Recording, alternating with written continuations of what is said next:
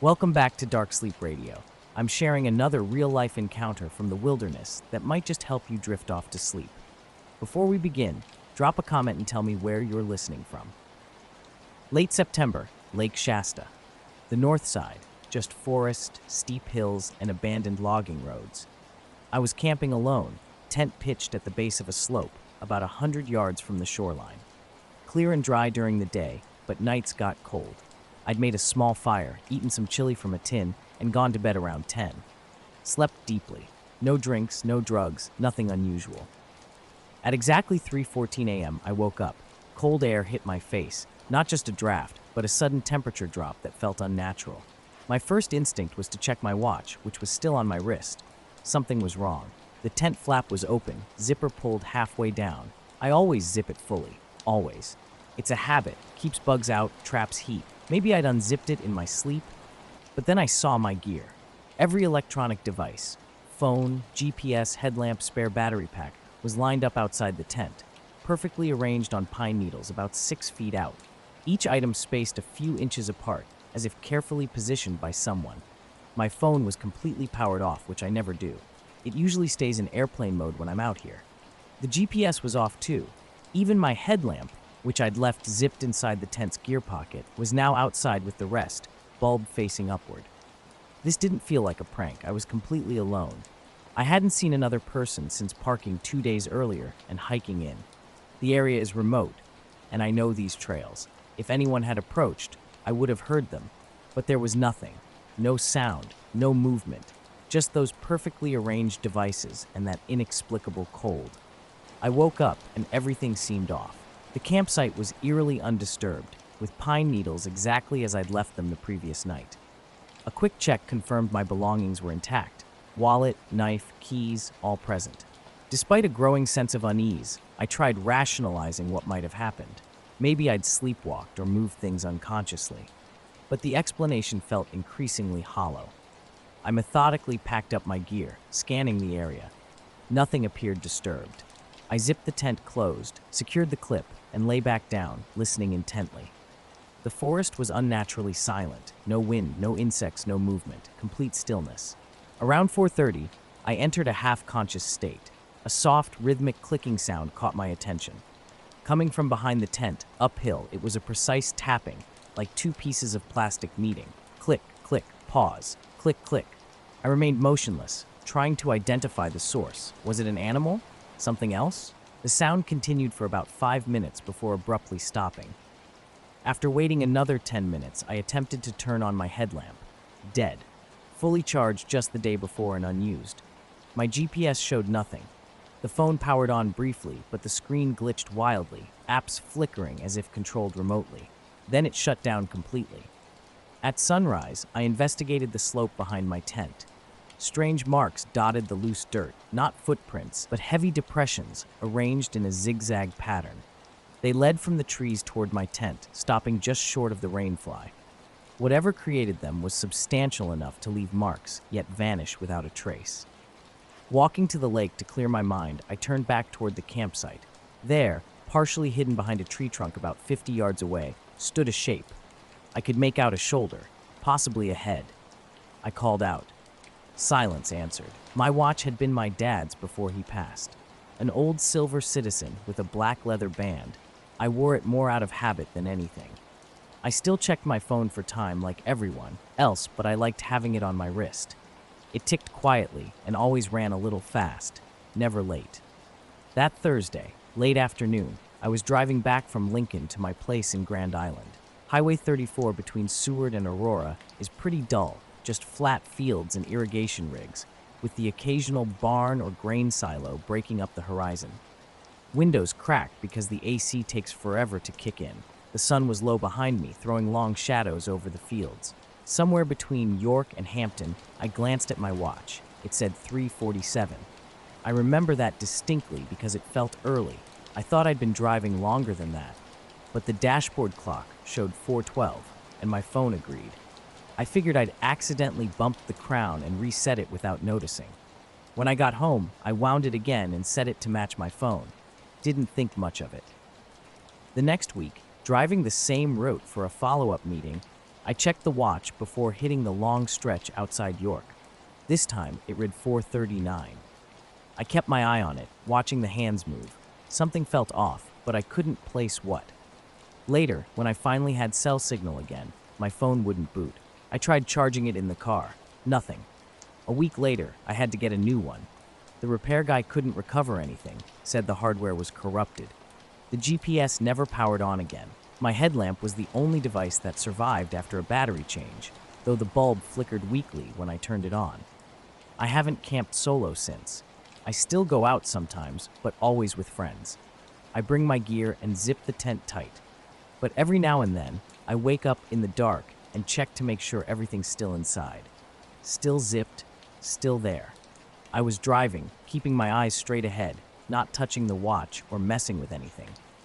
Somewhere past the Hampton exit, I glanced down and saw 426 on the display. I actually laughed, thinking I was going crazy. At the Ampride, I pulled over and took off the watch. It was ticking, but the second hand was moving counterclockwise, smooth and steady, not jerking. I watched it for a couple minutes until it stopped completely, totally still. No matter how much I shook or tapped the glass, nothing happened. Back in the car, I tossed it in the cup holder and ignored it until reaching the Lincoln Hotel. As I pulled into the parking lot, I heard ticking again. Picking it up, I saw the second hand moving forward, the time only a few minutes off from my phone. That's when I realized something strange was happening. This wasn't a broken watch. It was behaving oddly only on a specific highway stretch between York and Hampton. Over the next few weeks, I tested it repeatedly. Each time, the same thing occurred. Before entering that area, the watch worked perfectly. But the moment I hit that dead straight road, surrounded by cornfields, the second hand would start creeping backward. At first, the time loss was gradual, then became more aggressive the longer I stayed in that zone. The minute hand would shift too, lagging behind. Once, I timed it precisely, about 5 minutes of reverse time for every 15 minutes in that region. I mentioned it casually to Scott, a coworker who knows mechanical stuff and does ham radio. He examined the watch, opened the case, and said everything looked normal.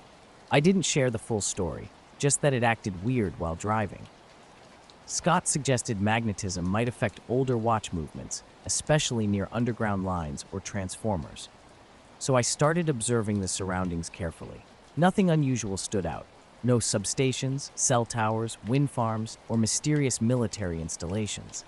Just endless crops and distant, crumbling farmhouses. I even drove the route at night to see if anything changed. Darkness didn't reveal anything different, though it felt more unsettling. Breathing seemed harder, concentration more difficult.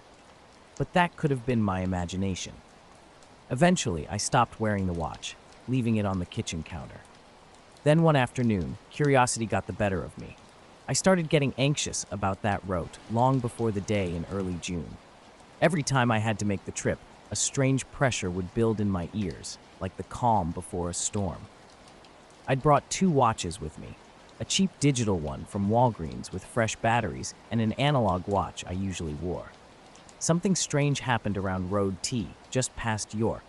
The analog watch would start winding backward, while the digital one just flickered. Not a full change, but a weird glitch, like an old calculator with dying batteries. Every few seconds, the display would dim and act strange. I tried to capture proof. One day, I propped my phone on the dashboard and recorded both watches during the drive. But when I played back the footage, everything looked completely normal. No reversed motion, no flickering, just 2 still watches on an ordinary drive. I watched the recording 4 times, and nothing unusual appeared. Then came that afternoon in June. Hot day, no clouds, pavement shimmering like water. I'd left a meeting in Lincoln, driving home just before 3. At the York Water Tower, my watch read 2:48. 15 minutes later, it showed 2:42. The dashboard said 3:03. But those 15 minutes felt missing. Not like sleep or fatigue, just blank, like my brain had muted that segment of time. I pulled over and sat on the hood. Bugs hung thick in the air. I checked my phone, took pictures of the surrounding farmland. Nothing looked odd in the images, but I couldn't shake the feeling that something was wrong with that stretch of road. Like I wasn't supposed to notice something, like the road itself didn't want me remembering. That was the last time I wore the watch. It sits on my dresser now, ticking normally. I still wind it weekly out of habit, but I never wear it, and I don't drive that route anymore. I take the interstate instead, even though it adds 40 minutes to my trip. Some things are worth avoiding. Late March, cold mornings with the frost mostly lifted. I was out early, checking the east pasture like always, wearing my canvas jacket. The ground felt stiff underfoot, and the sky was that pale gray blue it gets before sunrise. I live on about 60 acres east of Buffalo, Wyoming. Just me, the horses, and the herd. 18 black Angus and a bull, with most days quiet, except for the wind and occasional coyote sounds. Piper, my old brindle mutt, half blue heeler, half mystery, was with me, staying close to the saddle. She's a smart dog, never chasing or spooking the cows. About 20 minutes into our ride, just after we crested the little rise by the windbreak, something caught my eye. One cow stood separate from the rest, about 50 yards out near the far fence line, facing straight up. At first, I thought she might be watching something, a hawk, drone, or low-flying plane, but something was off. She wasn't blinking, just standing completely still. As I got closer, I recognized her. Fern, one of the older cows, 12 years old, with a small notch in her left ear from an old gate accident. When I got within 20 feet, she didn't move. No ear twitch, no tail flick. Her head was tilted back, neck stretched upward like she was straining to see something above her. I dismounted, told Piper to stay back, and approached slowly. Maybe she was sick, rabies, tetanus, some neurological issue. I called her name. Nothing. Touched her shoulder. Still nothing. Her eyes were wide open, glassy, locked on the sky. I waved my hand in front of her face. No response. She wasn't paralyzed. Her breathing was slow and steady, muscles relaxed, just completely locked in. I looked up, expecting to see what had her so transfixed. Nothing. Just PY sky. No clouds, no plane trails, no birds. Dead still. I stood there trying to make sense of it, completely stumped. The day started like any other on the ranch, but something was off. I'd seen my share of cattle troubles, injuries, bloat, near-death experiences. This was different. Fern wasn't in pain or panicked. She was just absent. Piper's behavior caught my attention first. She paced in tight circles, tail low, nose to the ground, tracking nothing. No scent, no tracks. Then the entire herd began bawling, clustered on the far side of the pasture, all facing south toward the old cottonwood grove by the creek. At first, I saw nothing, but the low, vibrating hum was unmistakable, more a pressure in my chest than a sound. I led Fern to the fence post, her movements strangely mechanical. As soon as I touched the gate, the hum vanished. Silence descended. No wind, no cow sounds. Piper froze, ears up, eyes fixed on the tree line. I scanned for trespassers, hunters, maybe even drones. Nothing but motionless trees. Later that morning, I walked Fern back to the barn. She seemed normal, eating, drinking, but something had changed. Her eyes were different. She blinked less, constantly turning her head skyward, waiting. That night, I kept Piper inside. Around 10 p.m., I sat on the porch with coffee, watching the horizon. A faint high light glided in a slow circle before fading. 2 mornings later, I discovered a strange patch near the fence. Grass scorched and colorless, as if microwaved. The surrounding grass remained untouched. Fern never returned to that spot. Neither did any other cow. This happened during our week-long hiking trip in the Wallowa Mountains. Me, my sister Lee, her husband Dan, and my 11-year-old nephew Milo had ventured into the Eagle Cap Wilderness, about as remote as northeastern Oregon gets without a helicopter. Our hiking trip started near Lostine, with Mirror Lake as our campsite on the second night. The third morning found us packed up and ready to tackle Glacier Pass, aiming to descend toward Moccasin Lake for a few days of fishing. The alpine morning was crisp and clear, filled with the scent of pine and sun-warmed rock. Everything seemed normal until a few miles past the pass when something strange began. A low, persistent vibration started, not quite a sound, but a pressure that seemed to penetrate our bodies. I was leading, with Lee behind me, followed by Dan and Milo. Suddenly, I stopped, feeling an inexplicable tightness in my chest and stomach. Lee noticed immediately, asking if I was okay, but she too became frozen mid-sentence, her hand instinctively touching her neck. From the back, Dan's voice cut through. "Do you guys feel that?" Milo's response came with a trembling, scared tone. "It's buzzing." The vibration wasn't just something we heard, we could feel it in the ground itself. The rocks beneath our feet had a subtle, unsettling tremble. We scanned our surroundings, searching for a source, a helicopter, machinery, anything. But there was nothing. No wind, no moving trees, no birds. Just us, standing on a rocky switchback at 8,000 feet, surrounded by an eerie silence broken only by this persistent vibration. Our technology failed us simultaneously. Lee's phone GPS went black, as did mine. Dan's Garmin watch froze, refusing to load any screens. Something was definitely wrong. Milo began to cry, soft, embarrassed sobs, complaining that his teeth hurt. Dan quickly picked him up, and we started moving, driven by a collective desire to escape whatever was happening. The humming followed us for about a quarter mile, an unseen, unfathomable presence. The silence was thick and heavy, not changing in volume or direction. I kept looking behind us, half expecting a landslide or drone, but saw nothing. Then abruptly, it vanished, not fading, but disappearing instantly like a switch had been flipped. Suddenly, sound rushed back. Birds chirped, wind rustled, Dan's boots creaked. Milo stopped crying and asked if we'd gone deaf and then undeaf, which sounded strange but made sense in that moment. We pulled out our phones, finding no GPS, compass, or cell signal. My phone rebooted but remained unresponsive. Standing in a clearing surrounded by boulders and low scrub, we stared at our gear, willing it back to life. Exactly 15 minutes later, everything returned. Lee's phone pinged with a text, my compass flickered on, and Dan's Garmin buzzed. It was as if someone had turned the forest's power off and on again. We sat down, drank water, and stayed quiet. Milo repeatedly asked to go home, and Lee reassured him, exchanging a bewildered look with Dan. Later that day, we reached Moccasin Lake and set up camp. Around the campfire that night, we finally discussed the incident. No one could explain it. Not weather balloons, equipment malfunction, or wind in the rocks. We'd all experienced it. Back home, I searched for news about seismic activity or military drills in that Oregon area, finding nothing. An email to the Forest Service yielded a generic response and a wildlife sighting link.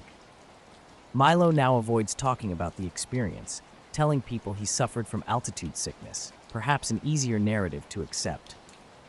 The morning was crisp and cold, around 40 degrees, with frost giving the fields a silvery sheen. My car's heater blasted warm air as I gripped my travel mug, following my usual routine. About 10 minutes past the last cluster of houses, something caught my eye. 3 bright white lights hung motionless above the tree line on the road's left side. They were positioned so precisely, it looked like someone had carefully placed them with a ruler. At first, I thought it might be a tower. The wind farm was miles away, then considered a plane, but these lights weren't blinking or moving. I slowed down and pulled onto the gravel shoulder, turning down the radio. The lights remained perfectly still. After watching for half a minute, I grabbed my phone and leaned across the passenger seat to record through the windshield. The video seemed weird, but I planned to review it later, thinking it might just be a strange reflection. Continuing my drive to the plant, I checked the rearview mirror. The lights stayed visible for another mile before disappearing completely. I didn't dwell on it then. I had work to get to by 6. During my break around 9:30, I pulled up the video outside. Nothing. The sky was empty. Trees, road, and sunrise glow were there, but no lights. I scrubbed through the clip twice, certain I'd aimed correctly at their location. I remembered lining them up with the windshield's top corner and even zooming slightly. Then something strange caught my attention. When I zoomed in on one frame, 3 bright dots reflected on my car's hood. They weren't in the sky, but their reflection remained. I started to wonder if I'd imagined the whole thing. Later, I mentioned it to Tony, my occasional carpool buddy. He suggested a mundane explanation, maybe headlights from a hill or an aerial refueling operation. I agreed, but the incident kept nagging at me. The next morning, same route, same time, I had my phone ready. Nothing. Just a clear sky, no mysterious lights. It became a routine. Every few days, just before sunrise, I'd see them again. 3 dots in the sky, slightly tilted, always in the same spot. I'd pull over, grab whatever camera was handy, and try to capture them. My phone, dash cam, even an old Canon I dug out of a drawer, nothing worked. The first few times, I was meticulous. I'd record from multiple angles, through the windshield, out the driver's side window, sometimes even stepping out of the car. But the result was always the same: silence. No engine noise, no wind, just the soft hiss of cooling tires and distant bird calls. The dots never moved, never reacted. At work, I'd check the videos. Nothing. The dawn light, tree branches, even a smudge of pollen on the windshield were crystal clear. But the lights, invisible. Only the faintest dot-shaped glints on the car hood hinted at something. I stopped sharing my observations. Who wants to be the person chasing phantom lights on their morning drive? But I kept watching. Over 3 weeks, I saw them 5 times, always before sunrise, always in that exact location, never during bad weather. Then things got stranger. One night, I woke up to my phone screen lit up, sitting across the room. The next morning, it was dead. At the repair shop, after getting it fixed, I discovered the first 2 videos of the lights had vanished. Everything else remained. Vacation photos, screenshots, pictures of my dog, just those 2 clips gone. On April 17th, I tried my old Canon, charged overnight, formatted the memory card. When I saw the lights, I pulled over and took 3 photos and a video. The result? 3 solid black squares and a video file that refused to open. It existed on the card with a timestamp and file size, but no software would play it. We were at Crooked Hollow, this open pasture behind Will's uncle's place about 10 miles outside Lander. Just a big private field nestled between low hills and scattered cottonwoods. His uncle lets us use it for whatever: bonfires, beers, you name it, as long as we don't leave a mess or get too loud. It was a dry night in early October, not cold yet. Clear sky, stars blazing. The Milky Way stretched across the sky like a brilliant brushstroke. One of those nights that makes you feel small in a good way. Me, Will, his girlfriend Maya, and my buddy Carter had driven up in Will's truck around 9, parking at the field's edge. We spread out sleeping bags and tarps, lay back. Maya brought a small Bluetooth speaker. We listened to soft, ambient music, occasionally pointing out constellations when we could remember their names. A few beers, but nobody was drunk. Important to say that up front. People always assume the worst. Things shifted around midnight. Not in a scary way, but in a way that felt off. The air went completely still. No wind, no bugs, trees frozen. A tension hung in the silence, like the moment before a thunderstorm, except the sky was crystal clear. I sat up. Carter was already scanning the area. "Do you feel that?" he asked. Will just nodded. Maya lay motionless, eyes closed, quiet for a while. We looked up. That's when we saw them. At first, I thought it was just a camera, not on my laptop. The last time I saw those images. For the next 2 months, I kept checking. Same route, same time. Nothing but morning frost, sunrises, that same cracked stretch of asphalt I'd driven 100 times. Eventually, I deleted the videos that showed nothing. Better not to look too closely, not to try enhancing or cleaning up those reflections. The more I thought about it, the less I wanted to know what might be hidden in those pixels. I stopped pulling over, stopped watching the sky. Now I get to work on time. A weird thing happened that night. We were watching the sky when the first satellite caught our eye, but then another appeared, and another, all lined up perfectly. 4 white lights, solid and silent, with no blinking markers like planes have.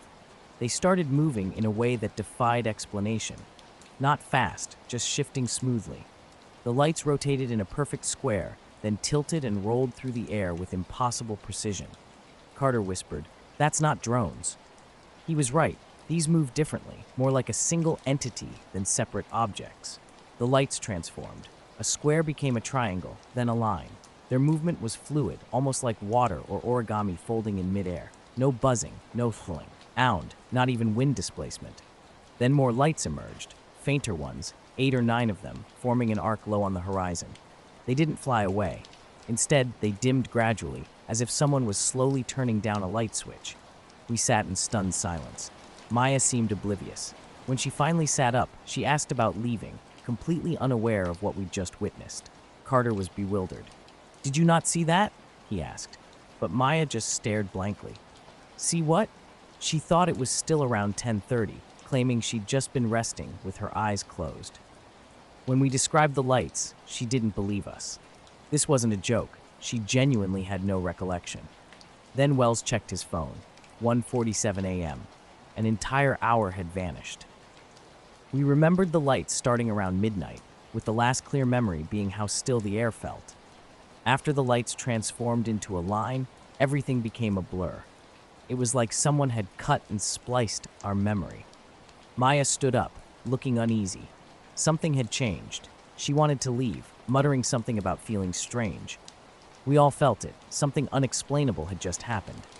We were in Crooked Hollow that night, and things got strange. Maya developed a headache and needed to lie down in the truck. Will went with her. Carter and I stayed a bit longer, watching the sky, hoping something would return. Nothing did. We packed up and drove back into town in complete silence. I remember how empty the state road was. Not a single car, just black top and our headlights. When we dropped Carter off, he leaned into the window and said something that stuck with me. "That wasn't normal, man. I know what planes look like. I know what drones look like. That wasn't either." I nodded, and he seemed relieved I didn't argue.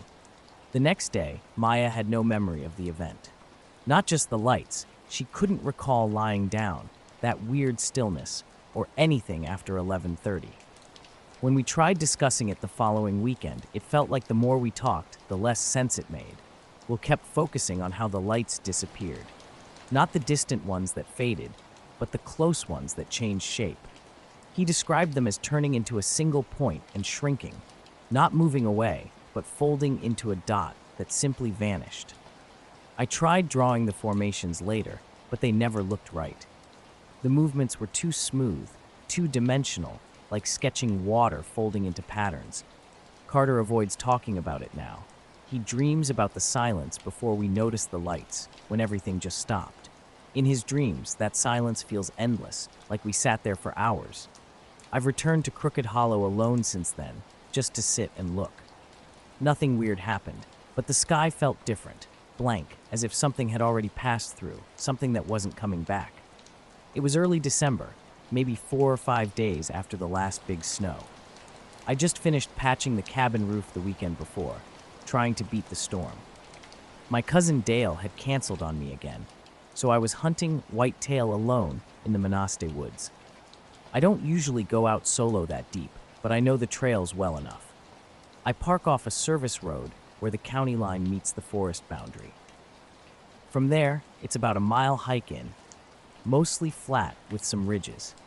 I started out early that morning, around 6 a.m., when it was still dark and cold. The temperature hovered around 20 degrees. My old lab mix, Tippo, trotted beside me, his nose to the wind and tail wagging, even though he's too old to chase anything these days. I had my thermos and Marlin 3030 ready for the hunt. The snow was powdery, knee-deep in places, and the sky was that bluish gray you see before sunrise. By the time we reached my usual clearing, daylight had settled in, and we could see our breath hanging in the air. I moved into the tree line on the far side, finding my natural blind between two big pines. That's when Tippo's behavior changed. He stopped short of the tree line, stiff-legged and frozen, not growling but clearly on alert. When I called him, he didn't respond. I assumed he might have caught a scent, maybe a coyote or a bear. Scanning the trees with my scope, I saw nothing. No movement, no tracks except our own, just empty woods. After a moment, Tippo turned and sat in the snow, facing the way we came, his tail curled around him as if he was done for the day. I was tempted to go back to him, but had just settled into my spot. I figured he'd wander over eventually. About 30 minutes into my sit, something caught my eye. Off to my left, maybe 60 or 70 yards out, the snow looked peculiar.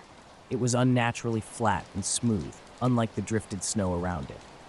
At first, I thought it might be a frozen marsh or shallow pond I'd forgotten about. But I'd walked that route dozens of times and never seen water there. Using my scope, I examined the area. The surface was perfectly level, no mounds, no animal prints. Stranger still, it wasn't reflecting the trees the way ice normally would. The reflection seemed slightly off, as if the branch shapes didn't quite match those above.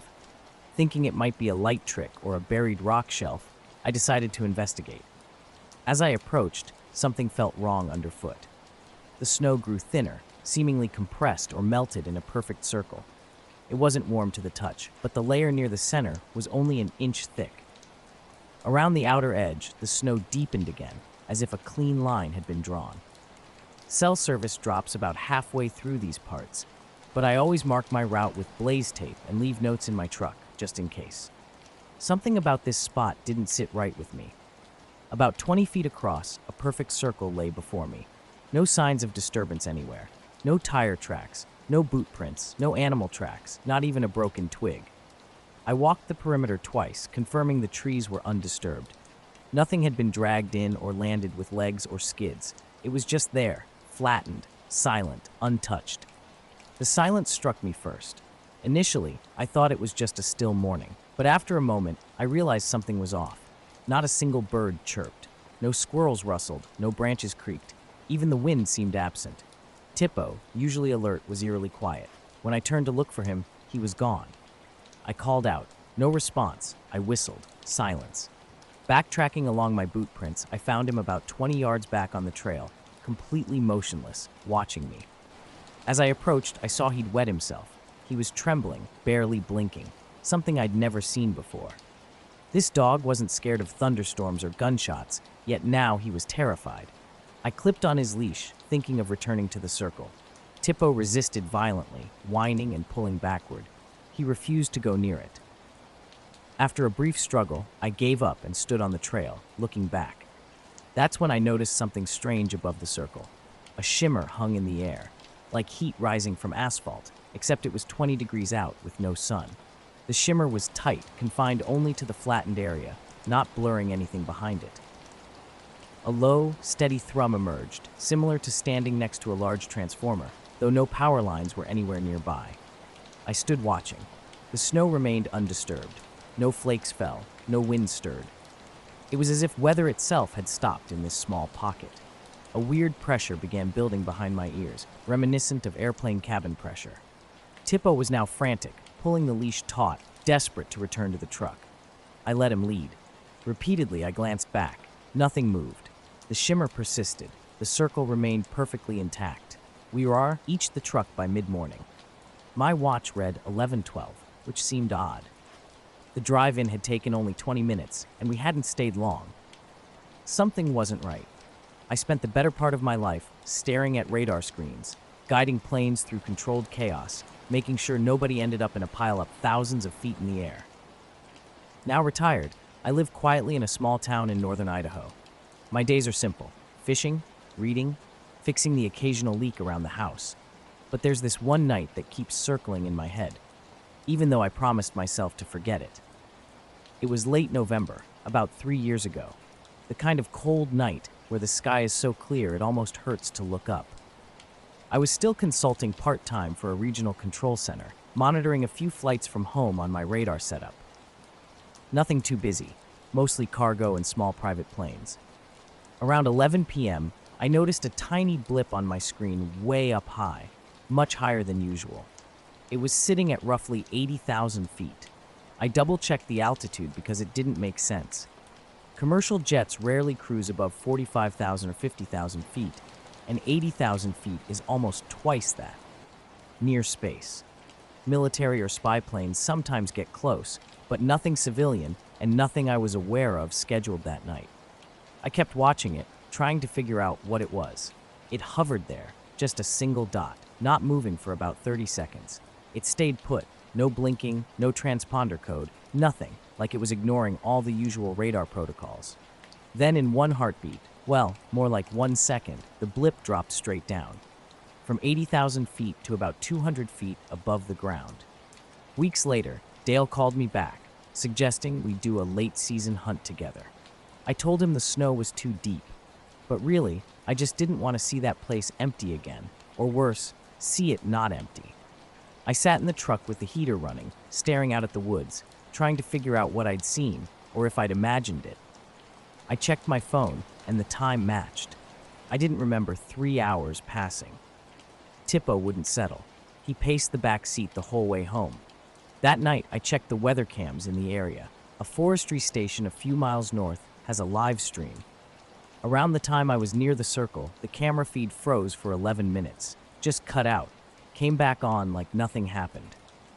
I haven't gone back to that part of the forest since, not because I'm scared exactly, more because I don't think it wants to be found again. The screen went blank after an impossible sequence. I'd been tracking a dot that defied every known law of motion, moving at speeds no technology could match. Northeast of Spokane, hovering just above a dense forest, the blip's behavior was completely unreal. I double-checked the data. No errors. No system glitches. The machine wasn't malfunctioning. I tried radioing the regional supervisor, hoping for confirmation or explanation. Static. No response.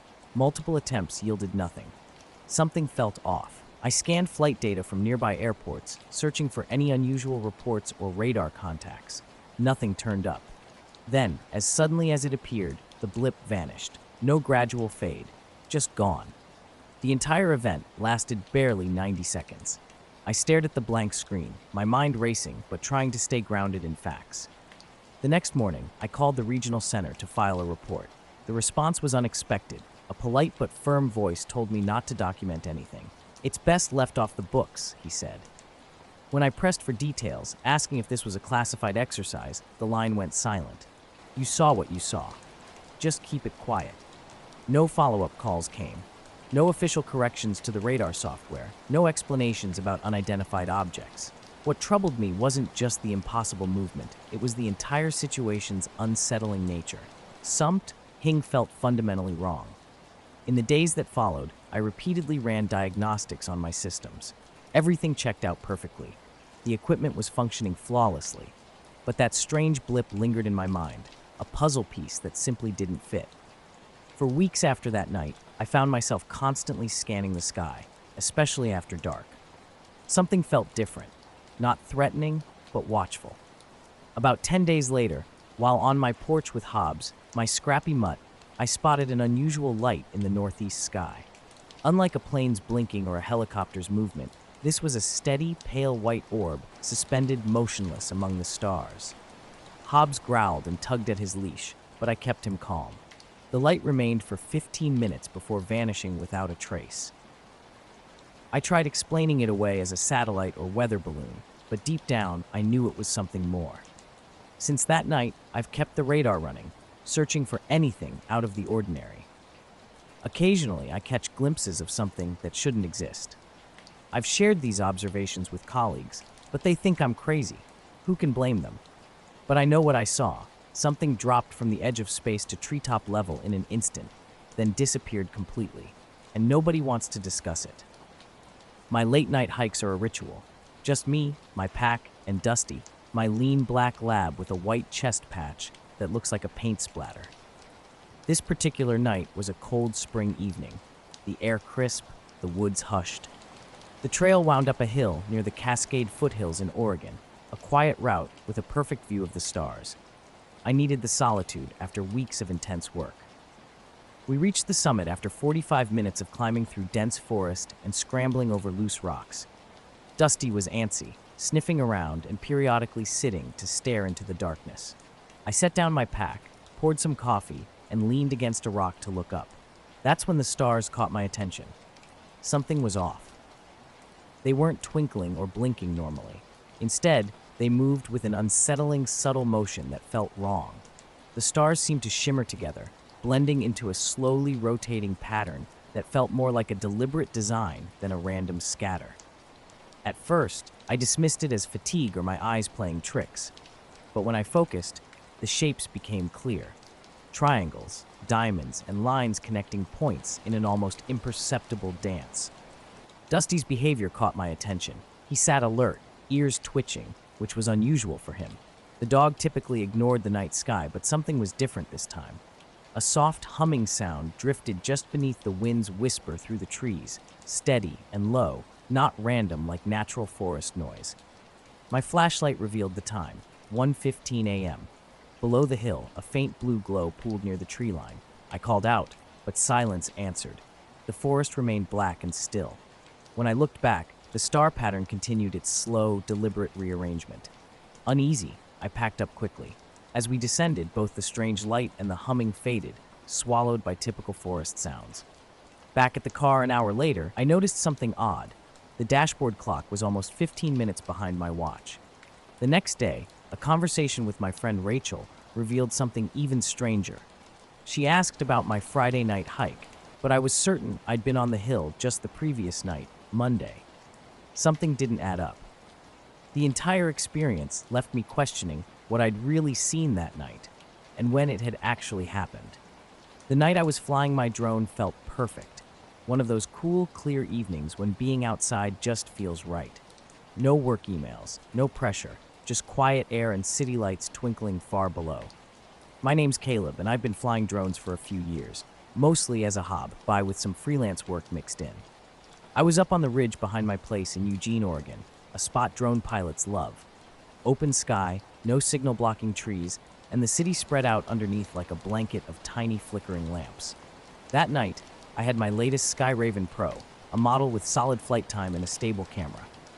I'd set it to manual mode to capture crisp, clean footage. Around 10:30 p.m., I launched the drone. The sky was pitch black with bright stars, and a cool breeze drifted off the Willamette River. I got it up to about 400 feet, camera pointing down to catch streetlights and occasional passing cars. Days later, something strange started happening. My photo timestamps and GPS trail log all showed Monday night, but Rachel seemed confused. She remembered me mentioning going out the previous Friday and recalled warning me about an incoming storm. I was certain I hadn't gone out Friday. No weather alerts were in effect Monday, but a small thunderstorm had rolled through Friday night. I double-checked my work schedule and calendar. No hikes on Friday. No explanation for how I'd mixed up the nights. Doubt crept in. Maybe the star shift was an optical illusion. Perhaps I'd fallen asleep at the summit and dreamed the whole pattern. But Dusty seemed unsettled for days afterward, constantly staring at the night sky with twitching ears. A few nights later, I returned to the same hilltop. Just before dawn, the stars were back to normal, steady and twinkling. No humming, no shifting patterns, no strange lights. I haven't been back since. Sometimes I scan the sky from my backyard, hoping to see that subtle rotation again, but it never comes. And I'm left wondering if that night was just a glitch, a weird moment where the sky warped just enough to remind me how little I truly understand about what's out there. I was out testing my drone, adjusting camera settings, and feeling pretty good when something caught my eye. Far out past the ridge, about 10 miles away, there was a strange light. It wasn't like typical city lights or a street lamp. This was a single steady glow that seemed almost too bright, sitting low to the ground. I wondered if it might be some kind of radio tower or industrial facility I hadn't noticed before. Curious, I pushed the joystick to send the drone toward the light. It moved smoothly over the dark forest below, the signal strong and steady. The camera feed was crisp as I tracked the mysterious glow. But about a minute into the flight, the drone suddenly stopped responding. At first, I thought it might be a technical glitch. The controller beeped twice, the video feed froze briefly, then returned. I tried moving the sticks, hitting buttons to trigger a return or manual override, but nothing worked. Strangely, the signal strength remained strong, as if the drone was deliberately ignoring my commands. Dusty, my skinny border collie mix with a white stripe down her nose, sat next to me. She tilted her head, seeming to sense something was wrong. The drone continued moving, not by my control, but with an eerily precise trajectory straight toward the distant light. Its flight was unnaturally smooth, no wobbles, no hesitation, like it was following a predetermined mission. For 2 full minutes, I watched the feed. The drone approached the light, which was unlike any normal light source. No flickering, no movement, just a steady, pale glow hovering above the ground or emanating from something tall. The surrounding trees were motionless, and no sound broke the silence. Suddenly, after those 2 minutes, the drone stopped moving forward. It hovered for about 10 seconds, then the video feed cut out completely. The controller simply reported a lost signal. The night was eerily silent, no crickets, no wind. Just past midnight, the cold crept in as the fire died down. I was out camping near a ridge, with H, Dusty, my dog, nearby. Everything felt off from the start. When I launched the drone, something felt different. It started moving strangely, veering away from my intended path. I hit the return to home button, but the drone seemed to have its own agenda. It beelined toward a strange light in the distance, moving with an unsettling precision. The drone beeped that slow find me sound, eventually responding and making a steady path back. Once it landed, I immediately checked the footage on my phone. That's when things got truly weird. The video showed the drone flying directly toward the light, just as I'd witnessed. But right as it reached the glow, the image blurred momentarily. A faint, tall, and thin silhouette flickered against the light. Just a fraction of a second, too quick to make out any details. Then the drone abruptly zoomed backward and returned home. I replayed that moment repeatedly, zooming in on the figure, but nothing was clear. I thoroughly checked the drone. Battery was good, lens clean, firmware updated. I even contacted the manufacturer, who suggested it was likely interference or a glitch, advising me to avoid strong light sources and power lines. Their explanation felt like a brush-off. In all my drone flying, I'd never lost control like this, not for 2 full minutes, and certainly not with the drone targeting something I hadn't directed it toward. What struck me most was the drone's unnatural calm, no shaking, no sudden movements. It flew a perfect straight line in total silence, as if driven by some unknown purpose. After that night, Dusty became restless. Whenever we approached the ridge after dark, she'd growl softly and stare up toward the hills, her hair standing on end. I've considered returning with the drone to investigate the light, but something always stops me, a deep hesitation. It's just a light, right? Something rational and explainable. Yet the drone's behavior, that fleeting shadow, the absolute silence, none of it adds up. I'm still flying drones, but I'm more cautious now. I avoid that ridge at night. And when Dusty stares up at those hills, I don't challenge her instincts. The night hung heavy with an unnatural stillness that set my nerves on edge. Jonah slept beside me, his soft snores doing little to calm my growing unease. We'd set up camp deep in the Chattahoochee National Forest, tucked away about 2 miles from the main trail. Late October's chill crept through the air, making us huddle close while shadows danced between the trees. Earlier that day, we'd hiked hard and carefully stacked our firewood next to the fire pit. I'd been meticulous, counting the logs twice, around 20 pieces of various sizes, perfect for keeping us warm through the night. But now, something was wrong. The entire stack had vanished. Only a few glowing embers remained in the fire pit. I shook Jonah awake. "Our firewood's gone," I told him. He groaned and looked around, just as confused as I was. We scanned the clearing until Jonah spotted something unusual.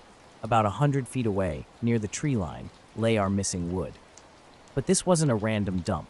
The logs were arranged in a perfect, mathematically precise spiral, each piece positioned exactly the same distance apart, curling inward in a massive 20-foot wide circle. This wasn't accidental. Something had deliberately created this pattern. Jonah confirmed the logs were ours by checking the familiar splinters. The spiral seemed purposeless, centered on nothing, too exact to be natural. We exchanged bewildered looks. Who or what could have done this? Our minds raced through possible explanations. Pranksters seemed unlikely, given how remote our location was. The trail to our clearing was obscure, and we hadn't seen another soul all day. Jonah suggested a bear might have moved the wood, but we both knew how ridiculous that sounded. Abia are arranging logs in a perfect geometric pattern. As the wind began to pick up, we decided to retrieve some logs from the spiral. We needed warmth, and this strange arrangement wasn't going to stop us from surviving the night. The night was quiet, with only a soft rustling through the trees. We sat by the fire, its warmth welcome after the chill. Dusty, Jonah's lean black lab with a white chest patch, paced nervously along the clearing's edge, growling softly. Something felt off. "You think something's out there?"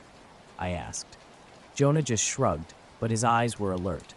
Maybe we'd stumbled onto some strange animal behavior. We stayed awake, watching the flames and listening intently. Around 3 a.m., the fire began to die. I went to grab another log from the neatly arranged spiral on the ground, but it was empty. Every single piece of firewood had vanished. When I told Jonah, he grabbed his flashlight, and we rushed to the clearing's edge, scanning the forest with its beam. Nothing. No wood, no broken branches, no footprints, just dark trees and shadows. Dusty barked urgently, staring into the darkness. No sounds, no movement. We returned to the dying fire, our nerves fraying. Had we fallen asleep, lost track of time? Neither of us could be sure. Just before dawn, we noticed something strange. Circular marks pressed into the dirt near the fire pit. about 3 feet across, perfectly round. The ground was compacted in a way our gear couldn't explain. We exchanged a look. Frozen.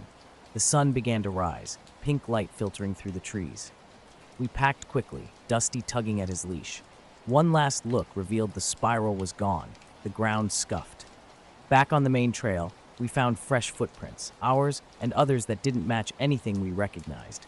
They vanished after a few hundred yards, as if whoever made them simply disappeared. We barely spoke on the way back to the car. I still can't explain what happened. The missing wood, the strange marks, the unexplained prints, none of it makes sense. It's the kind of experience that makes you question reality, wonder if what you saw was real or just a bizarre dream. But Dusty's behavior that night tells me something definitely happened. Southern Illinois farmland stretches out in wide, quiet fields, and that's where I live. One cool spring evening, just after sunset, I was walking Luna, my dog, letting her run free since our neighbors are far away. As we reached the field's far corner, something caught my eye, a strange light near the tree line. It wasn't like any farming equipment or vehicle. This light was round, hovering just above the ground, a steady, intense white with soft edges and a faint surrounding glow. No engine sounds, no movement, except a slight shift closer to the ground. Luna tugged at her leash while I whispered, "What the hell is that?" Unsure and a bit unnerved, I texted my friend Emily. She arrived within 10 minutes, and we returned to the field together. The atmosphere felt different, heavier, quieter. Crickets stopped chirping, the wind died, and even Luna stood still, her ears twitching. The mysterious light had vanished, leaving behind only tall grass. But something was off. In a 10-foot circle, the grass looked burned and strange. When I knelt down and touched it, the blades were dry, crunchy, and stuck together like someone had poured wax over them. We both knew we won't go near that part of the forest again. We were walking Luna when the metallic smell hit us, like burnt copper. Emily and I exchanged glances, both feeling uneasy. The field stretched out empty around us, with no tracks or signs of recent activity. Something about that spot looked off. A perfect circle pressed down or heated evenly from above. My phone camera refused to focus properly. It kept blurring, struggling to capture whatever was there. When I switched to video, the image flickered briefly before clearing. "Did you see anything weird?" Emily asked. I described the bright light that had appeared and vanished just moments before. We stood there, scanning the darkening field. No sounds broke the silence. The usual night noises had disappeared completely. Luna suddenly stopped and growled low, staring toward the tree line. My skin prickled with an unsettling feeling of being watched.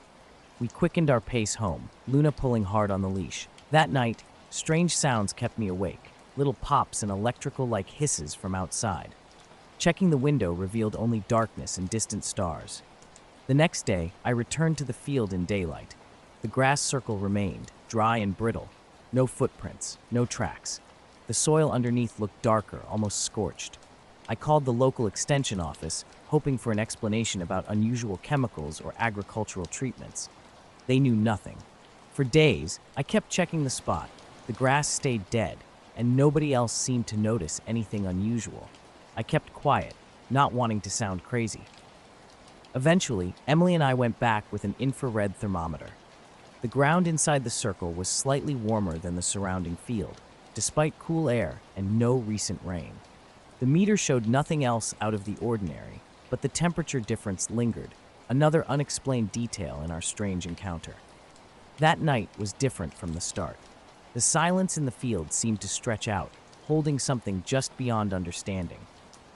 Luna, my dog, had stopped pulling me toward the open space, and I couldn't shake the feeling that something had changed. Around 2:15 a.m., I was on the overnight shift, driving along the 2-lane highway that winds through farmland and dense woods outside West Bridge. Normally, these roads are dead quiet after midnight, which is why the call about a suspicious vehicle caught my attention immediately. When I pulled up, the scene looked wrong from the beginning.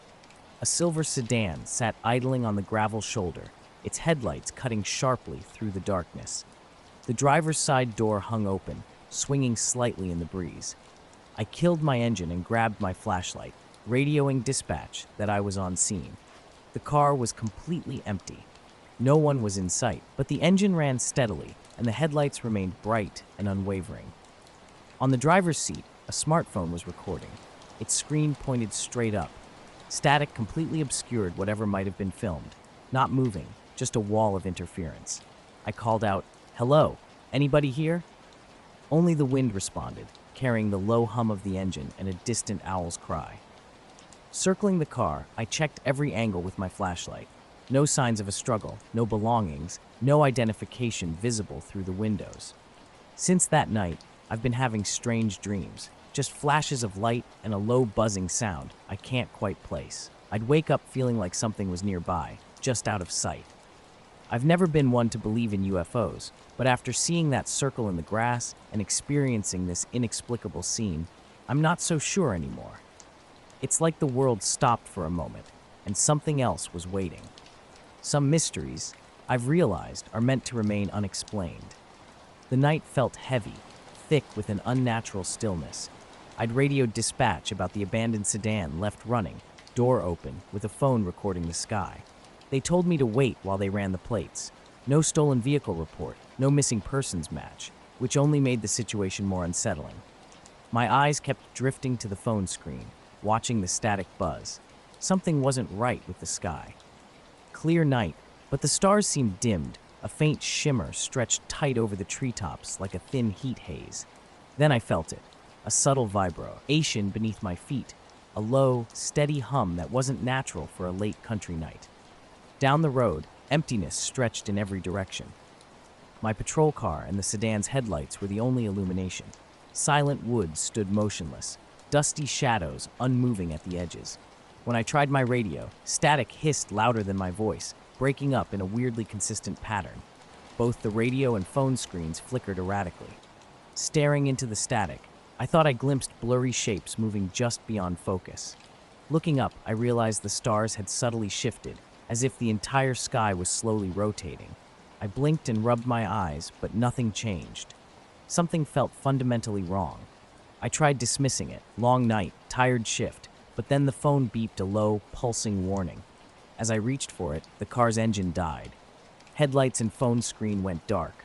Only my flashlight beam cut through the pitch-black clearing. That's when I heard it. A faint, rhythmic tapping from the woods across the road. Steady, like something moving slowly through the trees, keeping precise time. I jumped up, flashlight sweeping toward the sound, and suddenly nothing. No crackling twigs, no rustling leaves. Complete silence. The night started like any other patrol shift. I was with Dusty, the canine unit dog I'd been shadowing that week, sitting in the cruiser when everything went strange. When I tried to radio dispatch, the line was dead. No response, no static, just complete silence. My heart started racing as I attempted to reconnect. The radio eventually sparked to life, but only with white noise and a faint hint of breathing. Static crackled, and a voice seemed almost audible before disappearing. I called for backup, and they promised to send a unit in 20 minutes. While waiting, I couldn't take my eyes off the sky. The stars looked different, shimmering and pulsing, with darkness between them moving like a delicate veil. A dry, cold chill crept down my neck. Without warning, my flashlight died. As I pulled out a replacement, a tapping sound began around the patrol car, closer this time. I spun around, sweeping my light across the darkness, but saw nothing. Just 10 minutes had passed since calling for backup when the driver's side door suddenly slammed shut with a thunderous bang. I jumped back, hands raised, ears straining for any additional sound. Quickly, I tried the door and found it locked. My keys unlocked it, and I climbed inside. The door felt unnaturally cold, with no indication of what or who had shut it. Dashboard lights flickered briefly before settling, and the radio returned to normal static. When backup arrived minutes later, we searched the area thoroughly. No footprints marked the gravel, no disturbances interrupted the woods, and no phone remained on the seat. The next morning, I returned alone. The gravel was smooth, undisturbed. The surrounding woods stood silent like any other morning, yet something remained, a lingering feeling I couldn't shake. I still think about that night. The abandoned car, the running engine, the static-filled sky, and those peculiar stars. It felt like something was trying to get my attention, or perhaps just watching. All of this happened in Harlem, a small town tucked between rolling hills and thick woods in Eastern Territory, a place where the ordinary can suddenly become extraordinary. I was in Kentucky when it happened, just after finishing the dishes.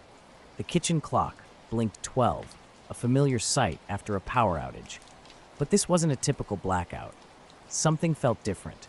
Nothing worked. Not the clocks, not the stove, not even my old battery-powered radio. I looked out the window and realized it wasn't just my house. The entire street was pitch black. No porch lights, no car headlights, not even the distant cell tower's glow. Buster, my scruffy rescue dog, sensed something was off. He paced the living room, whining softly. My phone's flashlight was useless, just like everything else. The hallway wall clock stood motionless, not a single tick or movement. The silence was eerie, completely unnatural. I stepped outside for a cigarette, and the night air felt strange. No breeze, no rustling leaves. The stars looked different, dimmer, hazier, almost subdued. Roy, my neighbor, stood in his driveway, staring blankly at the sky. "Got power?" I asked. He shook his head. "Nothing. All dead," he replied, his voice hushed. I tried the landline and cordless phones. No dial tone. The clocks, digital and analog, were frozen. Not just off, but completely stopped. The stove clock remained fixed at the exact moment the power cut out. The blackout lasted 45 minutes, though it felt much shorter to everyone. When power returned, all clocks suddenly flashed 9:47 p.m. Strange thing was, nobody felt like that much time had passed. It seemed like mere minutes, or no time at all. The next day, people talked. Something unusual had happened, but no one could explain it. The town felt different after the blackout. Phones buzzed back to life, traffic lights blinked, but something wasn't quite right. People moved around in a daze, whispering about strange experiences. At the grocery store, Mrs. Callahan told her son how her wall clock had stopped completely and then resumed exactly where it left off, a story echoed by countless others. Half the town shared an eerily similar dream. A vast, featureless field under a dim sky, filled with a faint, low hum that seemed to emanate from everywhere and nowhere. Some described a pale glow hovering just above the ground, while others spoke of an unsettling sensation of being watched, though nothing was visible. Emily from the diner woke up sweating, her heart racing, feeling like she'd been waiting for something that never arrived. Buster, my dog, refused to go near the backyard, growling at the wood's edge as if something lurked just beyond sight. A few people mentioned phone glitches, static and weird symbols flashing briefly when power returned. My own watch ran slow, struggling to catch up even after electricity was restored. Claire's experience was more unsettling. She described dreams that felt like something was crawling beneath her skin, watching her sleep. We didn't discuss it openly, an unspoken agreement to maintain normalcy, but the memory lingered. That night's silence, the frozen clocks, the shared dream, it settled in my mind like a persistent itch. And sometimes in quiet moments, I could swear I heard that low, distant hum just beneath the surface of everyday life. That afternoon, I was flying solo over the Arizona desert after wrapping up a quick survey job. My old beagle Ollie was with me in the cockpit, usually calm, but today, unusually restless. The sky stretched clear and wide, dry heat shimmering off the rocks below, while the small Cessna hummed steadily. We were cruising at about 7,500 feet when something unusual caught my eye just beneath me. At first glance, I thought it was another aircraft, but something felt different. The object was sleek with rounded edges, flying upside down. Not totally strange for military or stunt pilots, but this was unlike anything I'd seen before. No engine noise, no contrails, no propeller blur, just a smooth, silent craft perfectly matching my speed. It moved almost like it was gliding effortlessly, without visible control surfaces. I initially wondered if it might be a military drone or experimental craft, but I'm civilian and knew there shouldn't be any flights in this remote area. When I adjusted my heading to get a better look, the craft immediately banked and mirrored my course, still inverted. Ollie growled softly, something he almost never does, and the whole situation felt surreal. The laws of Phi-6 seemed suspended. No heat distortion, no blinking lights, no navigation signals. The endless desert below looked unchanged, yet this craft's presence was undeniable. I tried radioing flight control, hoping someone might identify the object, but got no response.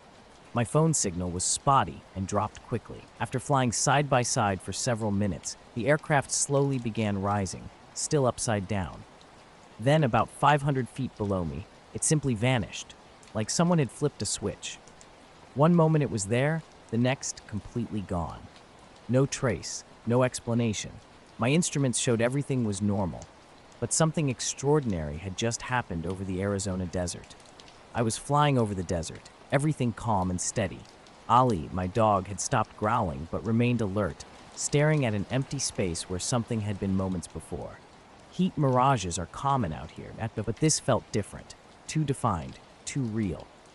I kept glancing back, half expecting the shape to reappear, but it never did. After landing, I mentioned the strange encounter to Earl, the FBO mechanic who'd seen plenty of odd things on the tarmac over the years. He raised his eyebrows skeptically. "Desert heat plays tricks on everyone," he said when I described the silent, smooth flight. His casual, "sounds like you met a ghost pilot," didn't reassure me. I didn't tell Claire about it until the next day. She listened quietly, then asked if I was feeling okay. Ollie, our other dog, was unusually restless, pacing around in a way I'd never seen before. I was confused and unsettled. Sometimes when I fly alone now, I look for that smooth, silent craft below me, but it never shows again. Weeks later, on a Saturday night, my 9-year-old son Eli approached us looking shaken. His usually calm demeanor was gone. "There's a man in the backyard," he said softly, "but he doesn't have a face. It's just light glowing all over." I exchanged a look with Claire, wondering if he'd been watching too many scary movies. But Eli wasn't one to make up stories. We went outside together. The backyard was pitch black except for the porch light. I switched on the motion sensor floodlight near the fence. Nothing. Tucker, our golden retriever, was unusually calm, his tail wagging, despite typically barking at anything strange. Something felt off. Inside, I checked the backyard camera feed on my phone. For 5 minutes, the screen showed pure white static, no picture at all.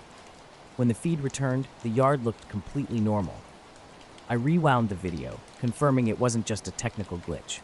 The camera had cut out precisely during those strange moments. Claire and I exchanged a worried look after Eli told us about the man he saw. Something didn't feel right. I spent the next day checking camera logs and system reports, but everything seemed normal. No errors, no outages.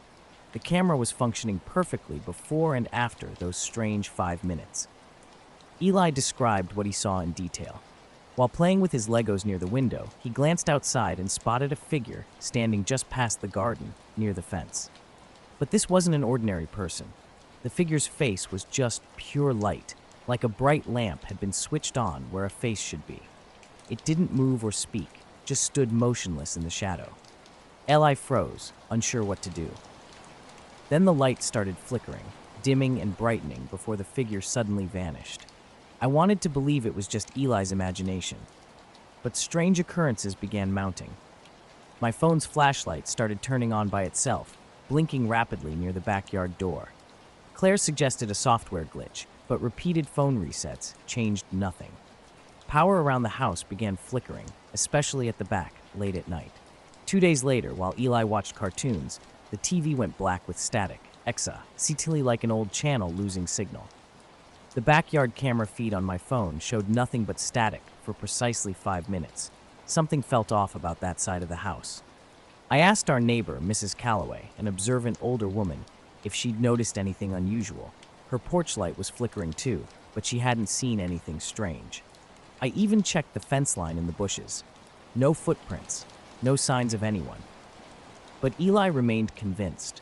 One evening, I sat on the porch with him and Tucker, watching the yard as darkness fell. About 20 minutes after sunset, a faint glow appeared near the fence corner. At first, I thought it might be a streetlight reflection, but no lights were that close. The glow pulsed softly, almost like a heartbeat. The woods felt different that late October evening, heavy and quiet as I hiked near the edge of the Markham forest. Just as the sun dipped below the tree line, the air carried a cold bite hinting at winter's approach. My border collie mix Scout trotted ahead with his nose low to the ground, following a lesser-used trail that wound through an older section where trees grew densely packed. Back home, strange things had been happening. A mysterious glow outside caught my attention, and Eli confirmed something was there. We watched it shift slightly for about 10 minutes before it faded. The next day, camera static returned during the same brief window, and tech support found nothing unusual with the device. Claire installed a motion sensor security light near the fence. One night around 10:30, it flashed on briefly, but checking outside revealed nothing. Tucker paced restlessly by the door while Eli slept. A phone notification from the backyard camera showed 5 minutes of static before revealing an empty yard. Eli would occasionally pause during dinner, staring out the window and saying, "He's still there, just watching." I'd check outside but never saw anything. Then one morning, the security light was inexplicably smashed. The neighbors heard nothing. After I replaced the light, the camera static and flickering stopped. But Eli's quiet moments watching the backyard continued. I couldn't shake the questions. What kind of light shows a face without features? What stands motionless, just watching? Something was out there, and somehow it didn't want to be seen. The forest was getting dark, and Scout's intense barking broke the evening's quiet. An hour into our hike, he'd stopped near a large maple and wouldn't move despite my calls. When I approached, something unusual caught my eye. Embedded in the tree trunk about 5 feet up was an oval-shaped metal object, roughly the size of a football but flatter. It wasn't just sitting against the bark, it seemed fused with the wood, the surrounding bark grown tight and smooth with no visible gaps. When I touched it, I expected cold metal, but instead felt a steady, gentle warmth that didn't dissipate. The object was a matte gray, almost like dull steel, with no markings, seams, screws, or bolts.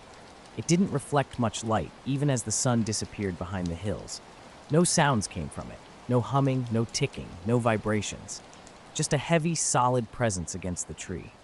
As I knelt to examine it closer, the warmth spread through my fingertips, not burning, but strangely comforting. Then Scout growled, low in his throat. I looked up, seeing nothing, but the hair on my neck stood up. The forest had gone completely silent. No rustling leaves, no birds, not even the distant creek made a sound.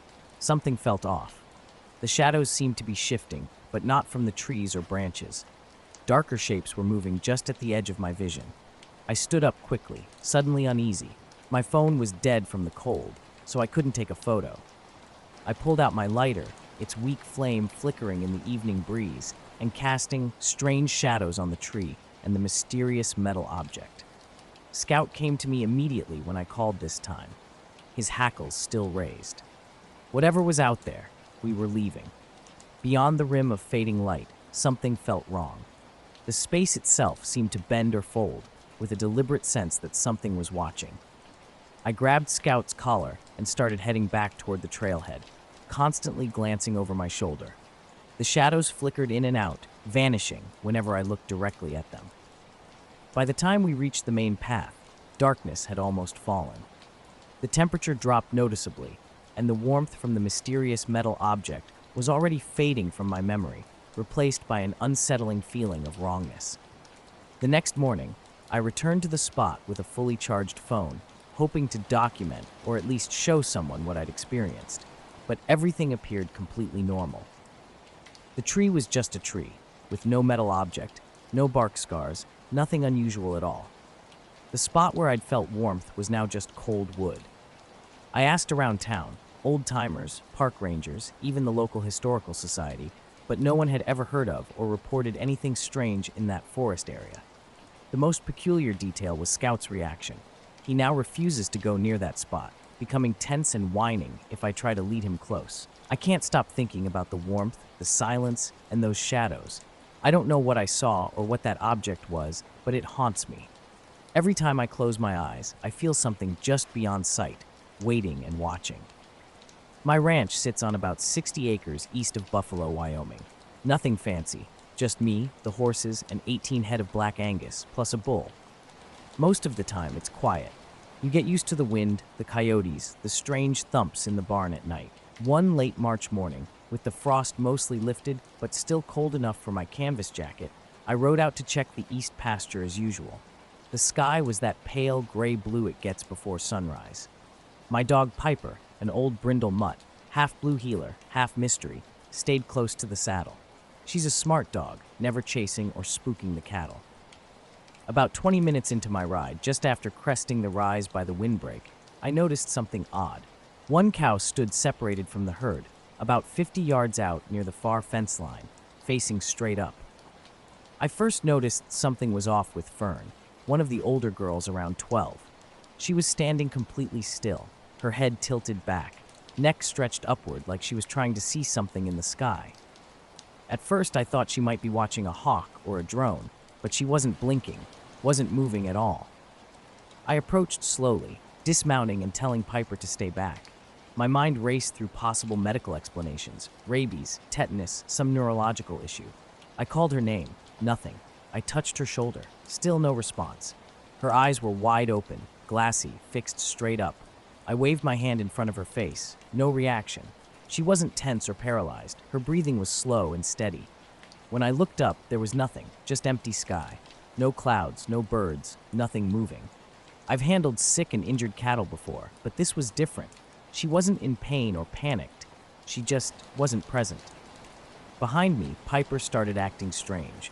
The dog was whining, pacing in tight circles, nose to the ground like she was tracking something invisible.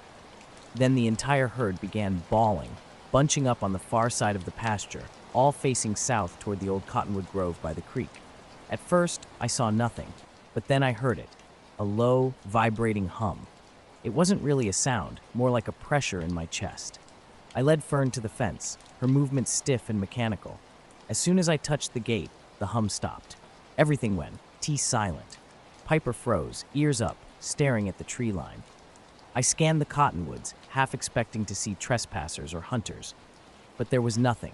Just trees. Just silence. Fern was still as death. I walked her back to the barn later that morning. She seemed normal, eating and drinking, but something was off.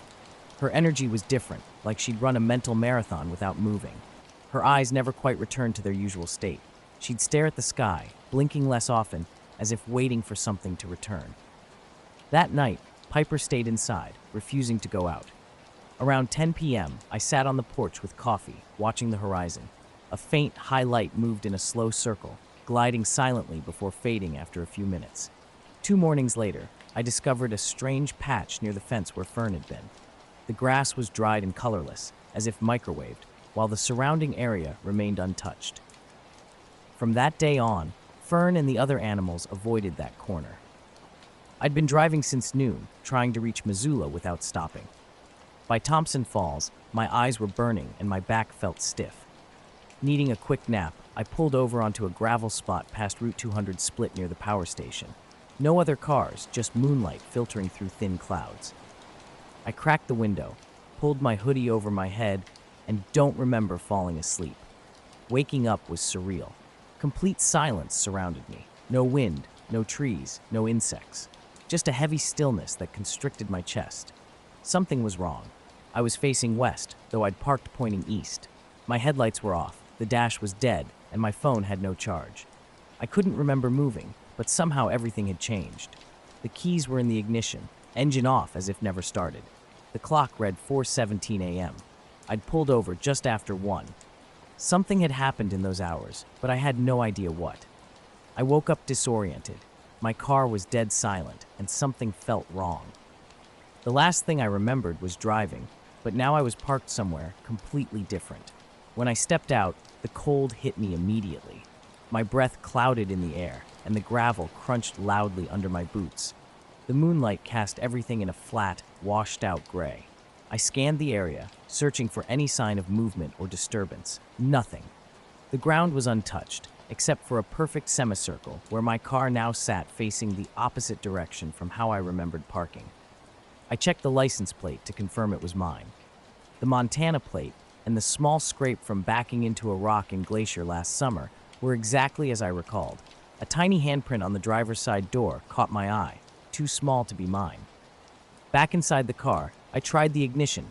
No response, no crank, no click. The hazards and radio were dead. My phone wouldn't turn on either. I was fully awake now, and an unsettling feeling crept over me. Something had happened while I slept, but I couldn't explain what. Deciding to wait for daylight, I stayed put. Walking down a dark highway with no signal and a non-functioning car seemed like a terrible idea. Then, around 4:40, I saw the lights. They weren't headlights or flashlights, they were in the sky. At first, just a faint, flickering light.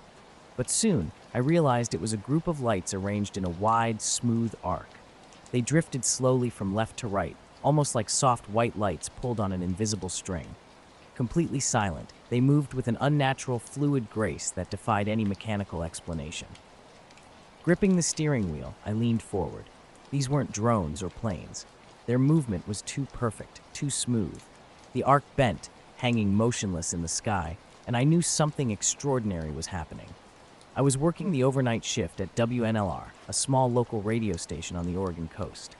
The studio was this cramped little room on the second floor of an old building downtown, with peeling paint and a view of harbor lights flickering through the fog. My name's Daniel, but everyone calls me Dan. I'd been doing these late-night shows for a couple years by then. The hours sucked, but the pay was decent, and I liked the quiet. Usually, I'd play a mix of classic rock, some blues, and whatever weird local stuff people sent in. I'd talk a little between songs, read some weather updates, and sometimes run requests if anyone called. One night in early November, a thick fog rolled in early. You could almost taste the moisture in the air, and the usual sound of waves crashing against the docks was muffled. The clock on the wall ticked loud, and the only other sounds were the static hum of the equipment and the occasional horn from a ship out on the water. I was halfway through a set when the phone rang. Something started shifting outside my window. It wasn't a curve anymore. Slowly, it began forming a kind of straight edge, then another.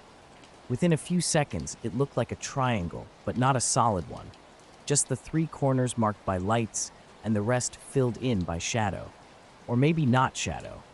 Maybe it was just there and I couldn't see it, like my eyes refused to process the shape properly. I don't know how long it stayed there. Maybe a minute, maybe 5. Then just like that, it folded in on itself. That's the only way I can describe it. One of the points pulled inward, the rest followed, and the whole thing seemed to shrink and collapse into nothing, like a piece of paper sucked into a drain. No sound, no flash, just gone. I sat there frozen, not sure whether to start the car, which still wouldn't work, or run. My mouth was dry, and I felt this weird static in my teeth, like when you press your tongue to a battery. When the sky started lightening up around 6, I finally got out and walked toward the road. It took about an hour and a half before someone stopped. An older guy in a cattle truck headed west gave me a jump. The car started like nothing was wrong. Clock had reset to 12. Phone turned on too. Battery at 93%. No missed calls, no signs I'd been gone, but the odometer showed 6 extra miles. I hadn't moved. To call in with song requests or shout-outs, I hit the button to answer without looking at the caller ID. WNLR, you're live with Dan, I said, expecting the usual. Silence crept in, then a weird clicking sound started. Sharp and repetitive, it mimicked Morse code but felt mechanical. 7 seconds of precise, rhythmic clicks, then nothing. The line went dead. Glancing at the caller ID screen, I saw something odd. An unlisted number with a Pacific Ocean location stared back at me. I blinked, double-checked, thinking it was a glitch. The screen remained unchanged. Attempts to call back failed. The number was unreachable. At first, I laughed it off. Probably just a technical hiccup or some prankster messing around. I played the next song, but those clicks lingered in my mind. They felt deliberate, like a message I couldn't decode. The shift ended quietly. No other calls, no strange noises on the radio feed. Back home, I dug through old logs and station call records from recent weeks. Nothing unusual emerged, just typical local calls. The next night, around 2:30 a.m., the phone rang again. The same unlisted Pacific Ocean number appeared. I answered, bracing myself. Silence, then those clicks, exactly 7 seconds long. This time, I muted the mic and listened intently. The clicking wasn't random anymore. It had a pattern, like a code. But my Morse code skills weren't sharp enough to translate on the spot. Something felt off. The rhythm seemed broken, skipping beats like a disrupted signal. A quick phone search yielded nothing. No matching boats, no ships, no official records, just a blank space where information N should be. By the third night, unease settled in. Thick fog pressed against the studio's old windows, which rattled with cold wind. I mentioned the calls to my boss, but he dismissed them as a technical error. Most nights, I was alone in the building, and those mysterious clicks kept echoing in my mind. I worked nights as a security guard at an old, mostly abandoned airfield on the outskirts of town. The silence can be eerie, but nothing prepared me for what started happening with those strange phone calls. It began with a number that would ring at odd hours. No one would speak when I answered, just clicking sounds. At first, I thought it was a bad connection or some kind of technical glitch, but it kept happening, night after night. On the fourth night, I decided to record the call. The same number, same clicking pattern. I played it back on my computer, slowing it down to understand what was going on. Each playback sounded slightly different, like the sound was warping or glitching. Something else caught my attention. When the call ended, my equipment would start acting weird. The mixer lights would flicker, static would crackle through the speakers, and the wall clock would jump ahead by a few seconds, like time itself was skipping. I started talking to my friend Leah, who works nights at a weather station across town. She'd been seeing strange radar blips over the ocean around the same time every night, blips that didn't match any known aircraft or ships. We compared notes, but neither of us could explain what was happening. One night, just as the call ended, I caught movement outside the window. At first, I thought it was a shadow from the fog and streetlights, but something felt off. The movement was too fluid, too slow, almost like a ripple in the air. When I looked again, it was gone. After that, more strange things started happening. The radio signal would warp randomly, cutting out briefly before snapping back. Sometimes, the whole room would suddenly feel cold, as if the fog had crept inside. Eventually, the calls stopped. No more clicking, no more glitches, no strange movements. But the fog remained. I kept thinking about that number, those calls, and how something out there might be trying to reach us, or just messing with our signals. I don't know what it was, and honestly, I'm not sure I want to know. But I still keep a recording of that 7-second click, just in case it ever means something. Cedar Creek, Montana has become a quiet airfield. Where planes once landed and took off regularly, now only a few small aircraft break the silence, mostly private pilots or crop dusters during summer months. Runways sit empty, pavement cracking, and old hangars slowly surrender to rust.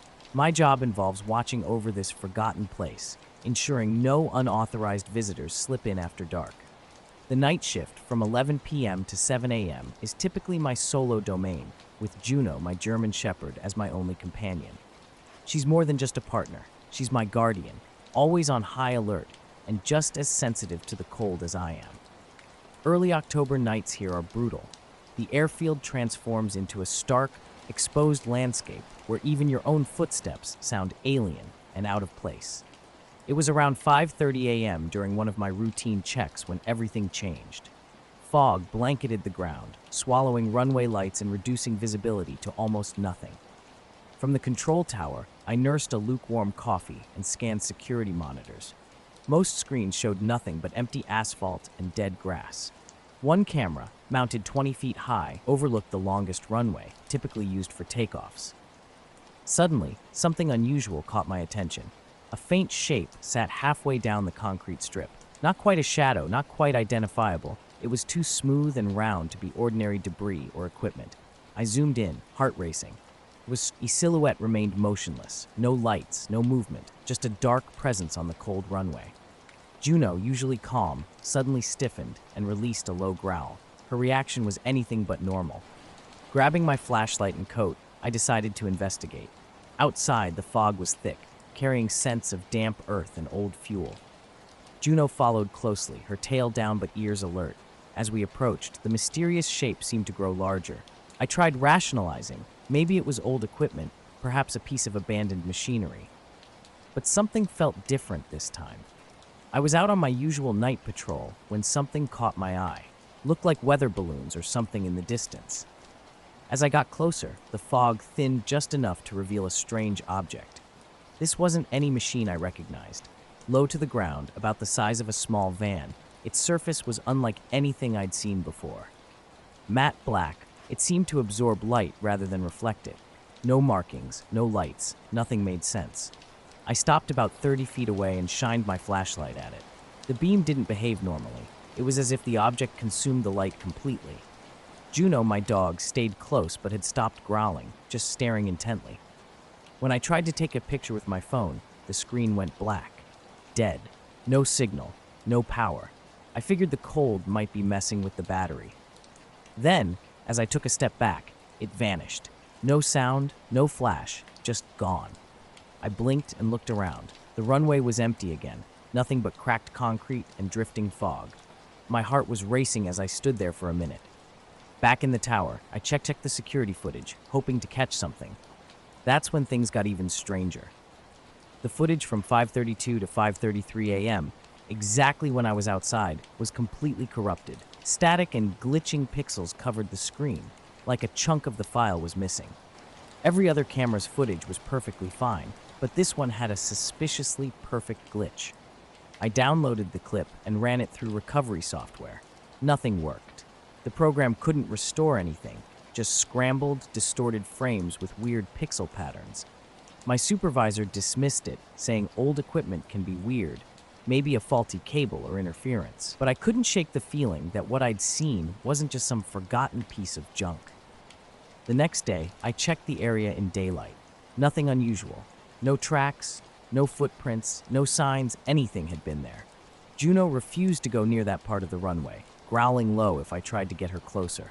I kept watching the footage every day after work, hoping for a hint. But that 1-minute glitch remained a mystery, always the same, unexplained and unsettling. The fog was thick that night, rolling in across the airfield in heavy waves. Nothing seemed out of place, yet something felt off. Weeks had passed since that strange incident, and everything looked exactly the same, frustratingly blank and consistent. No lights flickered, no strange shapes appeared, and the signal problems had vanished.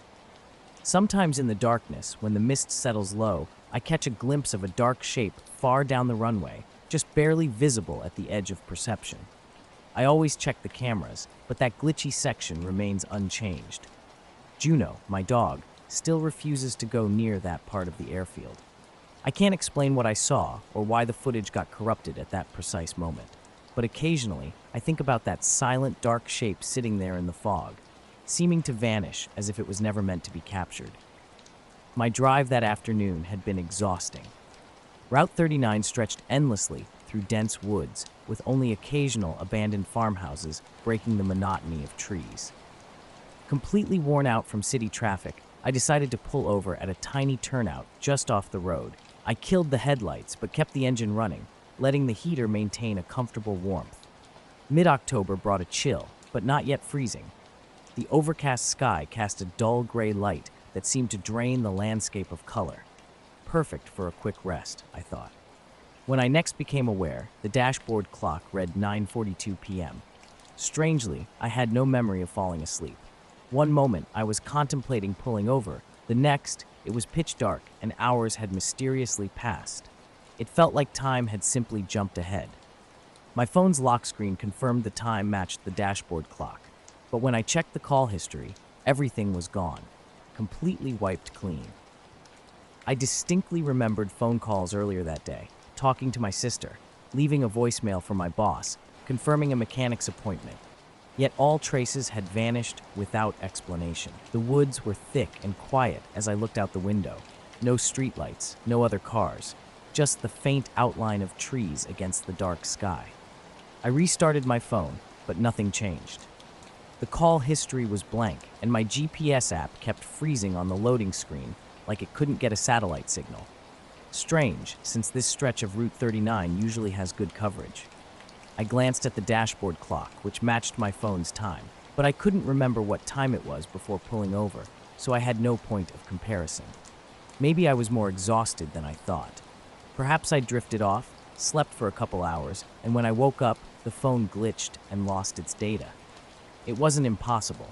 Still, I grabbed my jacket and stepped out into the cold night air, stretching to shake off the stiffness. The forest felt different, not just quiet, but almost expectant.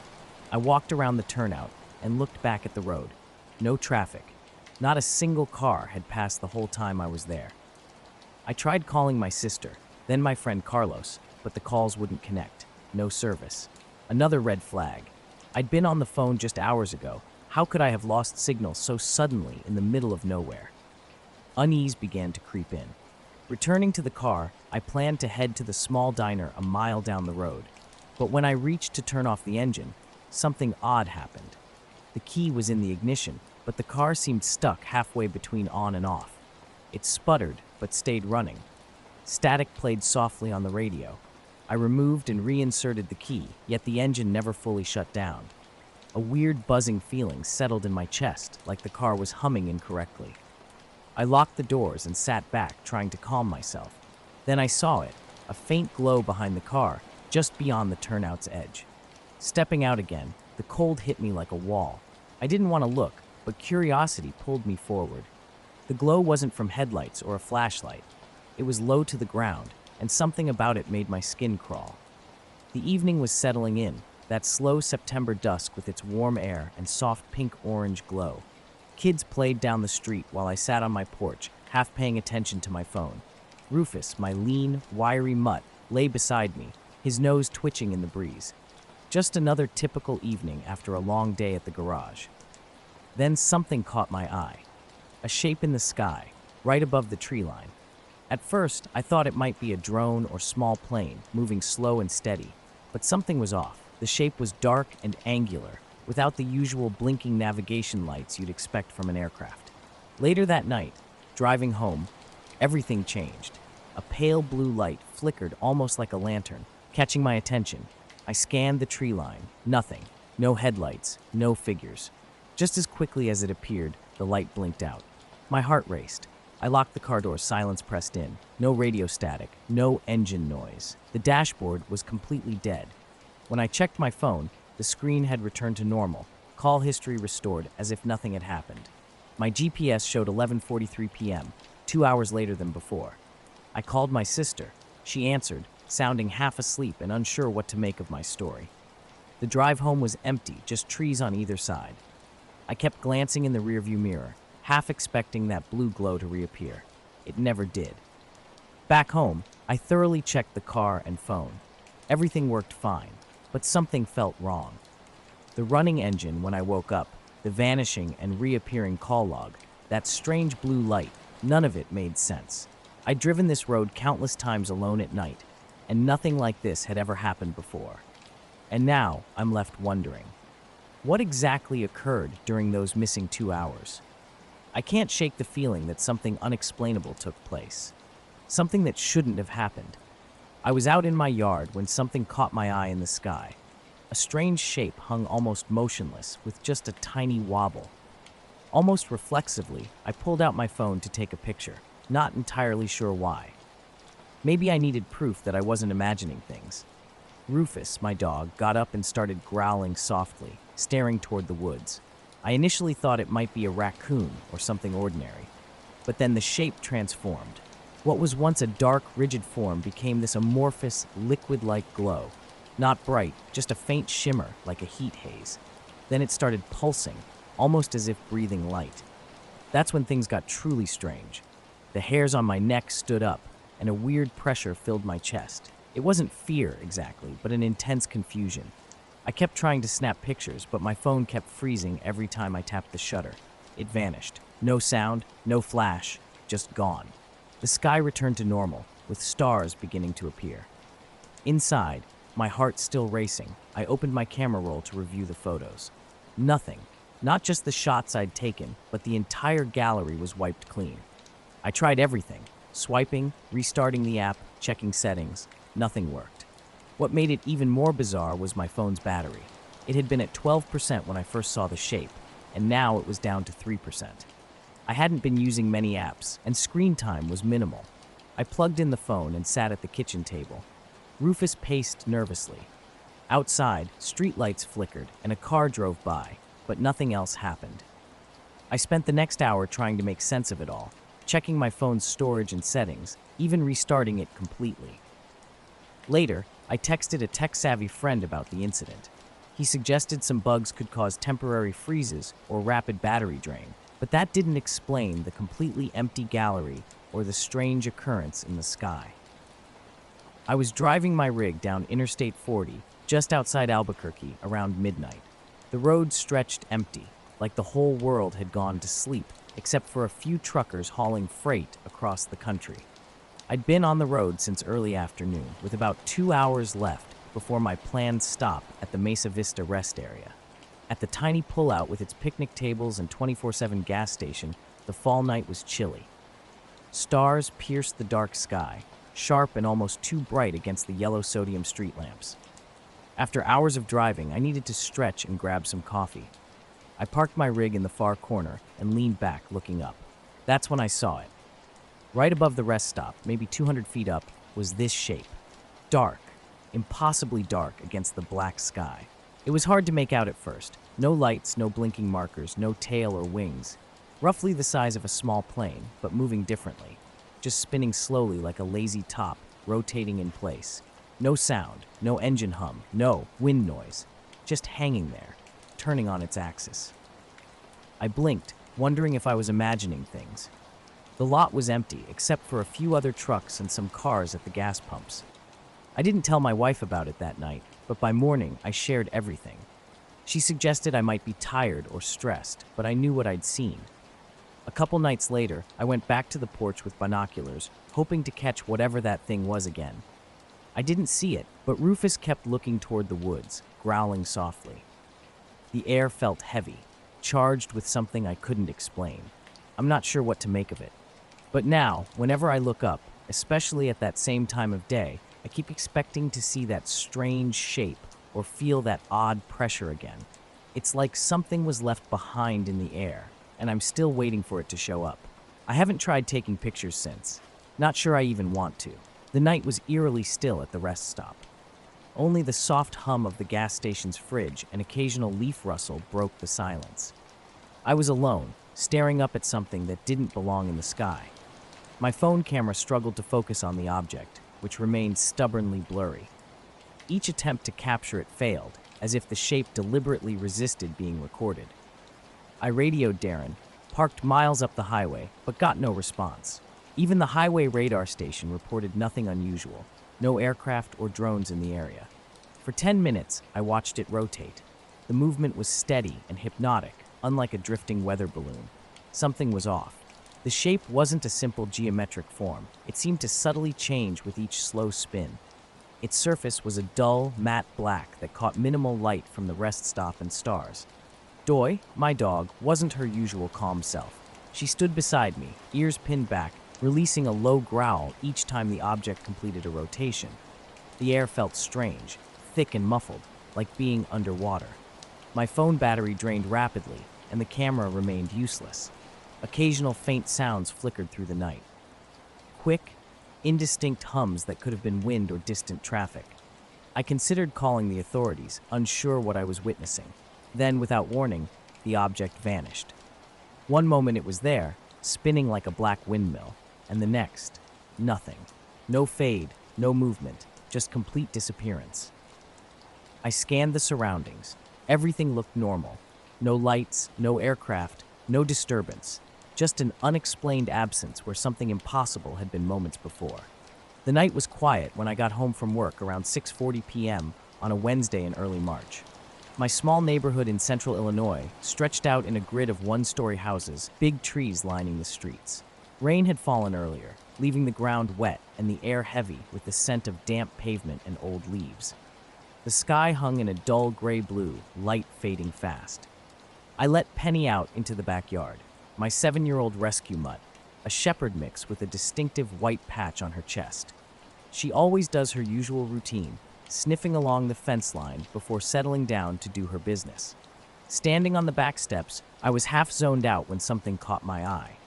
What I saw looked like a plane at first glance, long and narrow, with wings stretched flat and small blinking lights at each end. It hovered directly above the neighborhood, maybe 3 or 4 blocks west, floating a couple hundred feet up.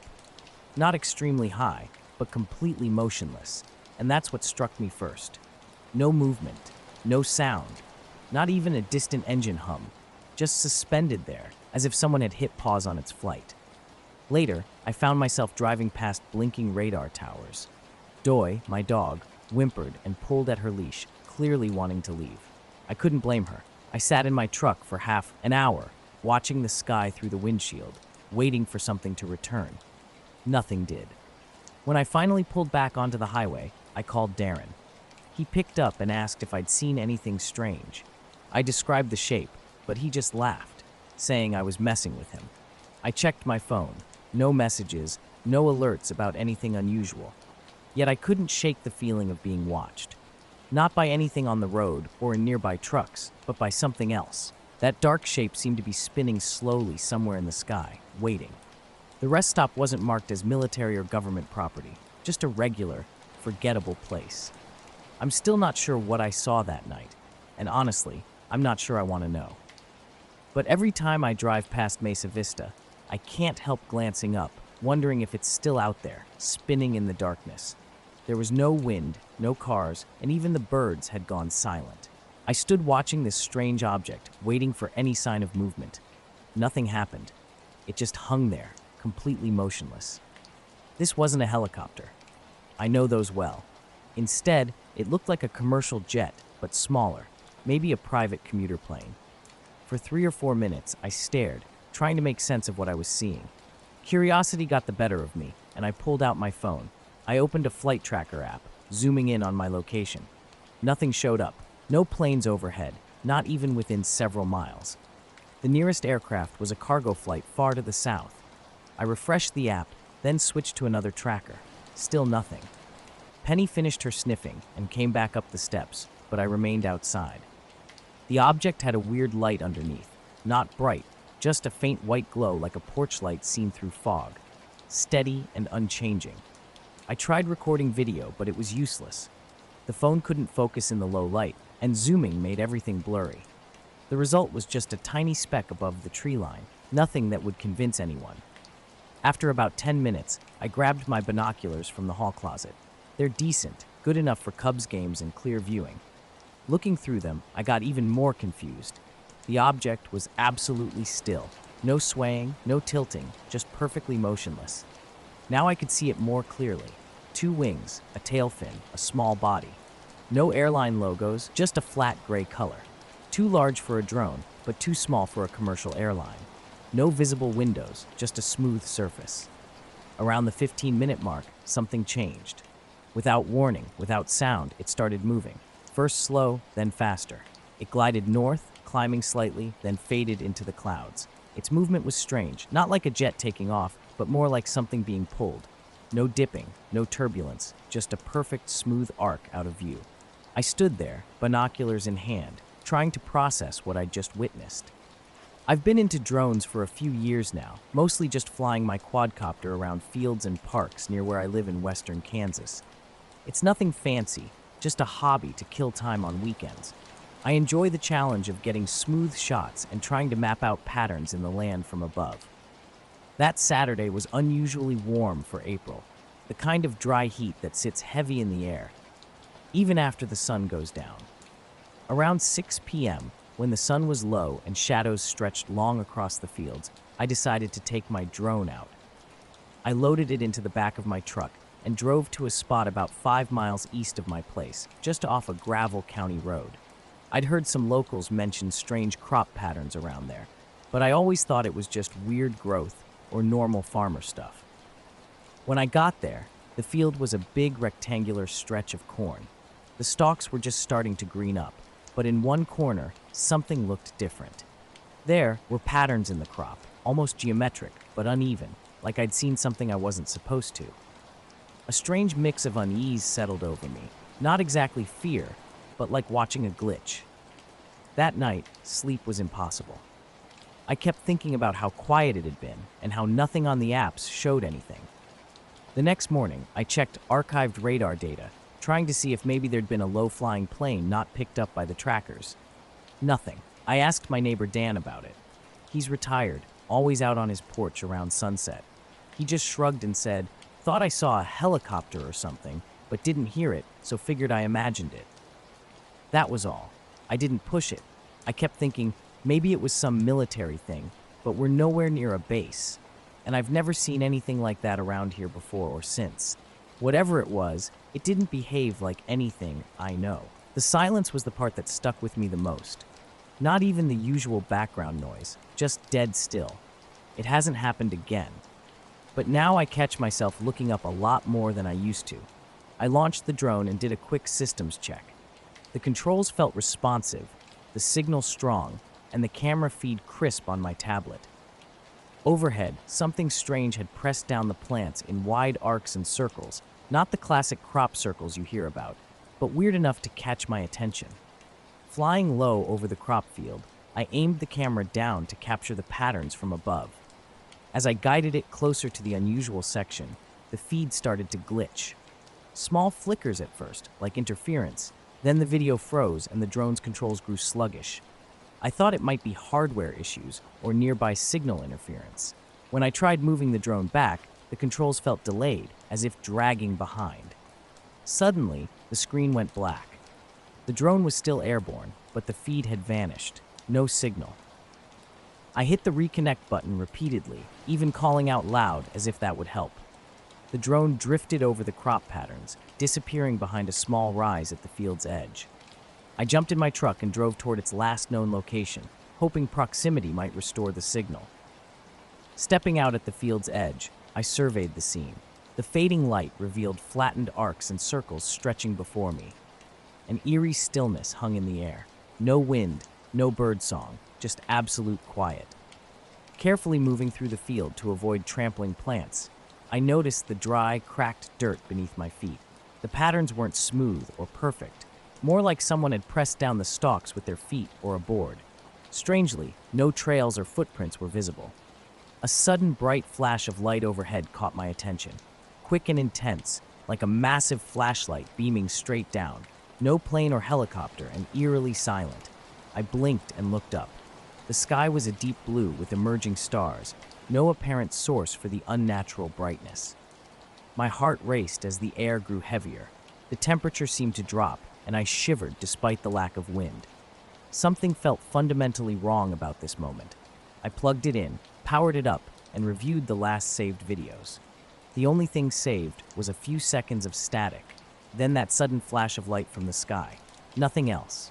I still don't know what happened that night, or why the drone lost signal right over those patterns, or where it went for that whole month before showing up at my door. The drone was gone. No signal. No GPS location. I called the manufacturer's support line the next day, but they said if it's out of range or powered down, there's no way to track it. I went back a few times in the following weeks, but the crop patterns were gone. The field was just normal corn again, evenly grown, no flattened circles, no strange arcs. About a month later, the drone showed up in the mail. No note, no package slip, just my quadcopter in the original box with the battery fully drained. All I know is that field, those patterns, and that light didn't fit anything I understand. And I've stopped going out there. It wasn't cold before. After a few minutes, I checked my tablet again. The drone app was back online. The feed popped up with static at first, then cleared. The drone was hovering above the field, just outside the circle patterns, but the camera was pointing straight up at the sky. I tapped to rotate the camera down. The feed flickered again, then suddenly cut to a bright white flash that filled the whole screen. It lasted maybe a second before the feed went dead again. I hit every button trying to reconnect, but it never came back. I stood there for what felt like a long time. The sun had almost completely set, and the field looked like a patchwork of black and green under the early stars. My skin prickled like I was being watched. Eventually, I packed up and left. I woke up a little after 5 because my dog started whining. She sleeps at the foot of the bed and usually doesn't make a sound unless she needs to go out. She's older, so I figured it was just her bladder. And I got up without thinking much about it. When I slid the back door open, she stopped short, just stood there staring at the yard. I gave her a little nudge, but she wouldn't budge. That's when I noticed the smell. Not strong, but sharp, like burnt plastic or something electrical. I stepped out onto the porch barefoot, thinking maybe the neighbors had burned something in a fire pit the night before. But the smell didn't seem to be coming from anywhere in particular. The morning started off strange. Silence hung over the yard, unusual for this time of day. No birds chirped in the trees, which felt wrong. Then I noticed the dust. Not like ordinary dirt or ash, but a fine black powder that looked like someone had carefully sprinkled charcoal across the ground. It covered about a 10-foot circle in the center of the yard, with lighter streaks closer to the house. Faint smudges marked the porch steps, as if someone with sooty shoes had walked up and vanished. When I touched it, the powder was dry and clingy, sticking to my fingers without any moisture or grit. The sky was overcast and still. No wind moved, no smoke drifted. My dog's behavior was odd too. She backed away and hid behind the doorframe, something she'd never done before, not even during thunderstorms. I couldn't make sense of it. We live in the suburbs, with no nearby factories or construction that could explain this material. If it had been from a fire, there would have been ash flakes or a distinct smell. This was different, too uniform, too precise. Around 6, I took some photos. The dust was hard to capture, but you could see its contrast against the grass. I sent a picture to my friend Jenna, hoping she might recognize it. While waiting for her response, I made coffee and periodically checked through the blinds. By 8:30, everything had changed. The yard was completely clean. No black powder, no smudges, no evidence anything had been there. The grass looked normal, with no dead patches or burn marks. Even the smell had disappeared. Standing in the same spot, I saw nothing unusual. The porch steps puzzled me most. I clearly remembered the earlier smudges, thinking I'd need to clean them. Now, they were pristine, no trace remained. The dog still refused to go outside, sniffing the air and pacing nervously. She wouldn't even approach her outdoor water bowl. Something had happened. But what? My phone held the evidence, pictures with a clear boot print in the dust. When I stood in the same spot and held my foot up, the ground looked untouched. Someone had cleaned it meticulously, like with tweezers. Sleep was impossible after that.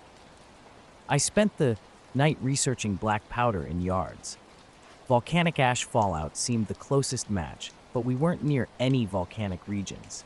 Other theories about mildew, mold, or pollution didn't explain anything, especially how it could vanish so quickly. Jenna's text arrived around 11. She suggested a blown transformer or firework, mentioning a similar incident during a storm. But we hadn't experienced any storms, and I hadn't heard any loud noises. My clocks were normal, and no power outages occurred. Throughout the day, I kept checking the yard. It remained pristine. The dog acted strangely, tiptoeing to the porch's edge and urinating on gravel, avoiding the grass entirely. I walked barefoot across the lawn again. It felt cool and slightly damp in the shade, completely normal. That night, I sat on the steps in darkness. The neighborhood was quiet, with distant cars and wind chimes. My yard remained unnaturally still. No wind, no bugs, no movement. Even the trees were motionless. A blinking plane crossed the sky, and for some inexplicable reason, it felt connected to the earlier incident. Just after 10, a brief light flickered over the fence, like a small mirror's reflection. I stood, thinking it might be a flashlight or someone in the woods, but it didn't reappear. After waiting 15 minutes, I went inside, that sense of a missed connection lingering. Every once in a while, I checked the pictures again. They look kind of blurry now, like the black powder doesn't show up as clearly as I remember, but the boot print is still there. Same tread pattern as my hiking boots. I haven't cleaned the porch since. I just want to see if anything ever comes back. I was about 10 when it happened, and for a long time, I thought I just imagined the whole thing. I was out in the field behind our house one evening, right around dusk, flying a kite. The sky was that soft, fading blue you get just before the sun disappears, and there wasn't a breeze worth mentioning. I remember thinking it was weird that the kite even stayed up at all. The kite was one of those simple diamond-shaped ones, with a bright red tail. I'd been trying to get it to fly higher for a while, but it mostly just bobbed awkwardly a few feet above me. I had the string wound tight around a little plastic spool, holding on with both hands because I didn't want to lose it. Then all of a sudden, the string jerked upward hard. I mean, it wasn't like the wind catching it or the kite pulling gently. The string pulled straight up out of my hands, like something invisible grabbed it and yanked it skyward in a straight line. I felt my fingers slip on the spool, but I couldn't let go because I was so shocked. The string went tight, perfectly vertical, and the kite shot up faster than I could track with my eyes. It didn't flap or twist or anything. Just shot straight up like it was being reeled in by a machine above the clouds. One morning, the dog barked at the sliding door again. Not whining this time, actually barking. When I checked, there was nothing outside. The yard looked the same, but she refused to go near the door for the rest of the day. A few days later, I tried showing the pictures to a friend who works in environmental testing. He looked at them for a while and then said it might have been some kind of industrial dust blown in from the highway.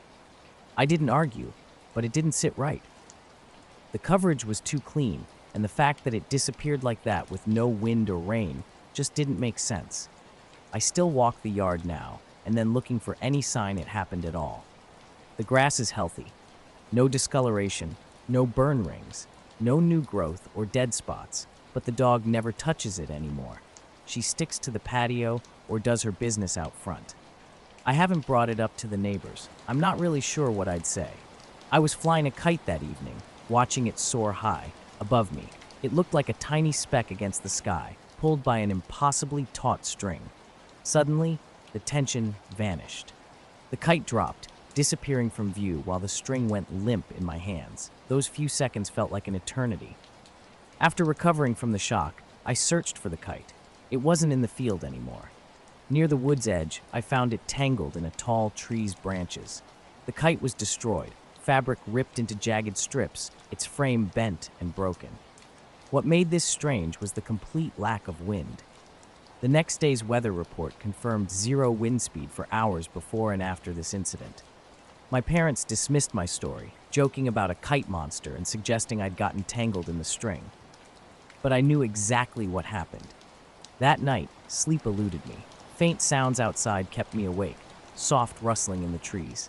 When I looked out the window, only normal branch shadows moved. Yet the noise felt unnatural, too quiet for an animal, too subtle for wind.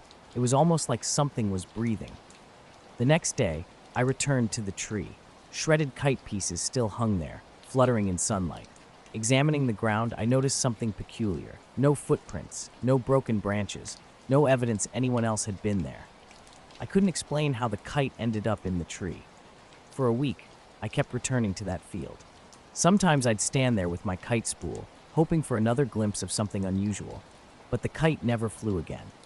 The sky remained calm, and no matter how hard I tried, I couldn't get the string to lift. One afternoon, while sitting on the porch, I saw my dog staring intensely into the woods near that tree. He was growling softly, fur standing on end. But when I looked, nothing was there. Just trees, silence, and an unexplained mystery. The summer night felt ordinary enough. I was around 10 or 11, playing in the backyard with my little brother, messing around with a cheap laser pointer Dad had given me for Christmas. We weren't doing anything serious, just shining the red dot up at the sky, trying to hit stars or clouds, watching how far it would go before vanishing. The evening was quiet, with crickets chirping and the distant sound of an occasional car. This was before the strange events with the kite, before I started feeling like something was watching me near that field. The feeling wasn't like being spied on by a person, but more like something silently waiting, watching without moving. Especially in the late afternoon or early evening, I'd sense an unsettling presence. A few days after the kite incident, I was walking back from the field as the sun was setting. The sky was mostly clear, with just a few thin clouds near the horizon. Suddenly, I caught a faint glimmer near the treetops, a pale light that didn't belong. It wasn't like a flashlight or car headlights. Instead, it hovered, almost pulsing softly, then faded out. When I told my dad about it that night, he dismissed it as my imagination running wild because of the kite. But I knew what I'd experienced wasn't imaginary. The kite's string had pulled straight up, and it had disappeared so suddenly. Even the dog had reacted strangely. Something was off, but I couldn't explain what. I kept thinking about how the kite seemed pulled by an invisible force, and how after it vanished, the area around that spot felt quieter and emptier, as if something had passed through and left a profound silence behind. Eventually, I stopped going to the field. My fear wasn't like a movie or nightmare fear. It was a quieter, heavier unease that made me want to stay indoors after dark. Years later, driving past that field, I saw the tree where the kite was caught had fallen during a storm. The shredded kite fabric was long gone, but the memory remained vivid. I never understood what pulled the string or why the kite ended up torn in that tree with no wind to explain it. I didn't tell many people, just my family, and even now, the memory surfaces sometimes, especially when I see a kite flying perfectly still on a windless day. We were out on the street that night, the summer air thick with the chirping of insects. My brother was darting around, hands cupped, trying to catch fireflies. Me, I was more interested in my laser pointer, sending its beam dancing across the sky. The clouds that evening hung low and blotchy, almost brushing the rooftops. When I swept the laser across them, something caught my eye, a tiny, deliberate flash of light. It wasn't far off, just beyond the tree line behind our house. The light blinked twice, slow and precise, as if responding to my beam. I went completely still, laser still pointed at the spot. Then, smoothly and silently, the light began to move. It glided just above the trees, heading directly over our house. I called to my brother, but he was absorbed in his bug-catching mission and didn't look up.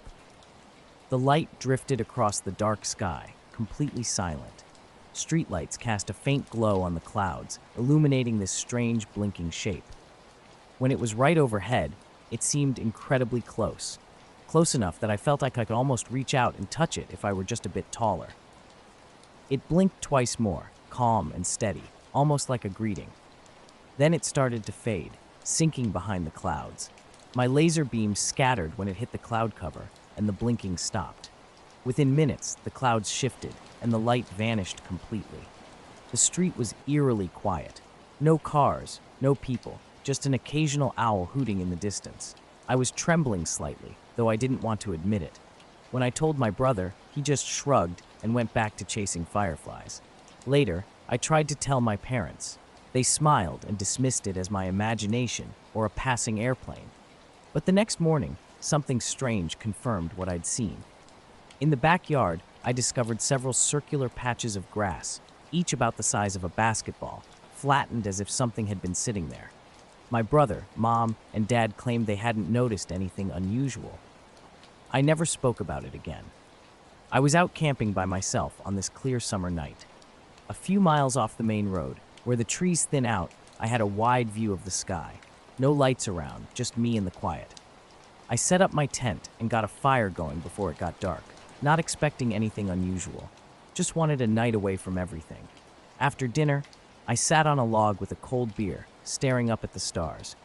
One of those nights where the sky feels vast and quiet. Nothing but the sound of the fire crackling and some distant bugs. I've always liked looking at stars when I camped. There's something about how steady they look, like they've been there forever. Then, out of nowhere, I noticed one star that didn't look right. It was toward the south, low on the horizon, and seemed brighter than the others.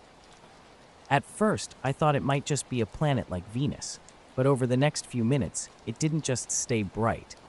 It actually got brighter slowly, like it was glowing more. The other stars stayed the same, but this one star grew until it was as bright as the moon. I know it sounds dumb, but it didn't have the shape or texture of the moon, just the same brightness. I kept squinting, thinking maybe my eyes were playing tricks on me, but I watched it for about 10 minutes as it got brighter. And then after reaching that peak, it started dimming back down just as slowly. What was weirder was that as it dimmed, it started moving. Not fast, just a tiny bit to the east. It wasn't a plane or a satellite. Those usually blink or move faster. This thing was steady and smooth, like something drifting. The way it moved didn't near to make sense to me because stars don't move like that in minutes. I tried looking up at the sky the next few nights, shining a laser pointer, but nothing happened. No blinking, no lights, no signals. That night stayed with me, not because it was terrifying, but because it didn't make sense.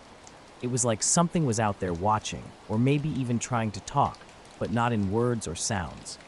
Just these simple blinks, like a quiet acknowledgement. I still wonder what it was drifting silently over our house, blinking twice, and then vanishing behind the clouds. I'm not sure if the circles I saw were from that night or something else, but combined with the blinking light and the way it moved, it just didn't feel normal. I was camping deep in the woods, and something felt off. I kept my eyes locked on a strange light, feeling increasingly uneasy. The night's calm seemed to have an underlying tension. I repeatedly scanned my surroundings, checking behind me, searching the woods, but everything appeared normal. No unusual sounds, no signs of anyone nearby. As the fire began to die down, I got up to stoke it, hoping to shake off my growing unease. When I looked back, the star had almost returned to its original brightness, but the spot where it had been was now empty. It looked like it had slipped behind a thin layer of clouds or simply moved out of sight. I stood there, waiting, but nothing happened. The sky returned to its usual state, stars steady and quiet. Despite trying to dismiss the feeling, the sense of being watched only intensified. That night, sleep was elusive. Every time I closed my eyes, I saw that bright star slowly expanding, then fading, always just out of reach. Morning brought normalcy. The woods were silent, the campfire ashes cold. I packed up and left, but that night lingered in my mind. I couldn't explain what I'd seen or why it moved so strangely. I was certain of one thing: it wasn't just a star. Weeks later, I was driving home late on a familiar highway. It was a flat road, nothing remarkable, just fields stretching on either side under a clear, open sky. No hills, no elevation changes. My GPS sat on the dashboard out of habit, though I knew the route by heart. Returning from a late dinner at a friend's place, I was tired but looking forward to home. The night was calm, the road mostly empty. I cruised along, headlights cutting through the darkness. Halfway through the drive, I glanced down at the GPS as usual, checking my progress. The map showed my position normally, but the altitude reading caught my attention. It jumped dramatically, showing me several hundred feet above sea level. This made no sense. I was on a completely flat highway with a clear view of the horizon in all directions. Outside, everything looked perfectly normal. The sky remained clear, stars sharp and bright. The road was completely clear, no obstructions blocking my view. When I first noticed the GPS acting strange, I thought it must be a technical glitch. The altitude reading jumped unnaturally high and stayed there for about 10 seconds before dropping back to normal. I stared at the screen, blinking, but the numbers didn't shift again. Something felt off, like I was seeing something unintended. This wasn't a typical GPS malfunction. I knew this app well, having used it countless times before. Only the altitude reading seemed unusual. The rest of the map appeared completely standard. A nagging feeling of unease settled over me as I continued driving, repeatedly glancing at the screen, half expecting another impossible reading. Soon, the radio started behaving strangely too. Static interrupted the local station, which normally came in perfectly clear. I tried adjusting the antenna, but the signal remained patchy and crackling.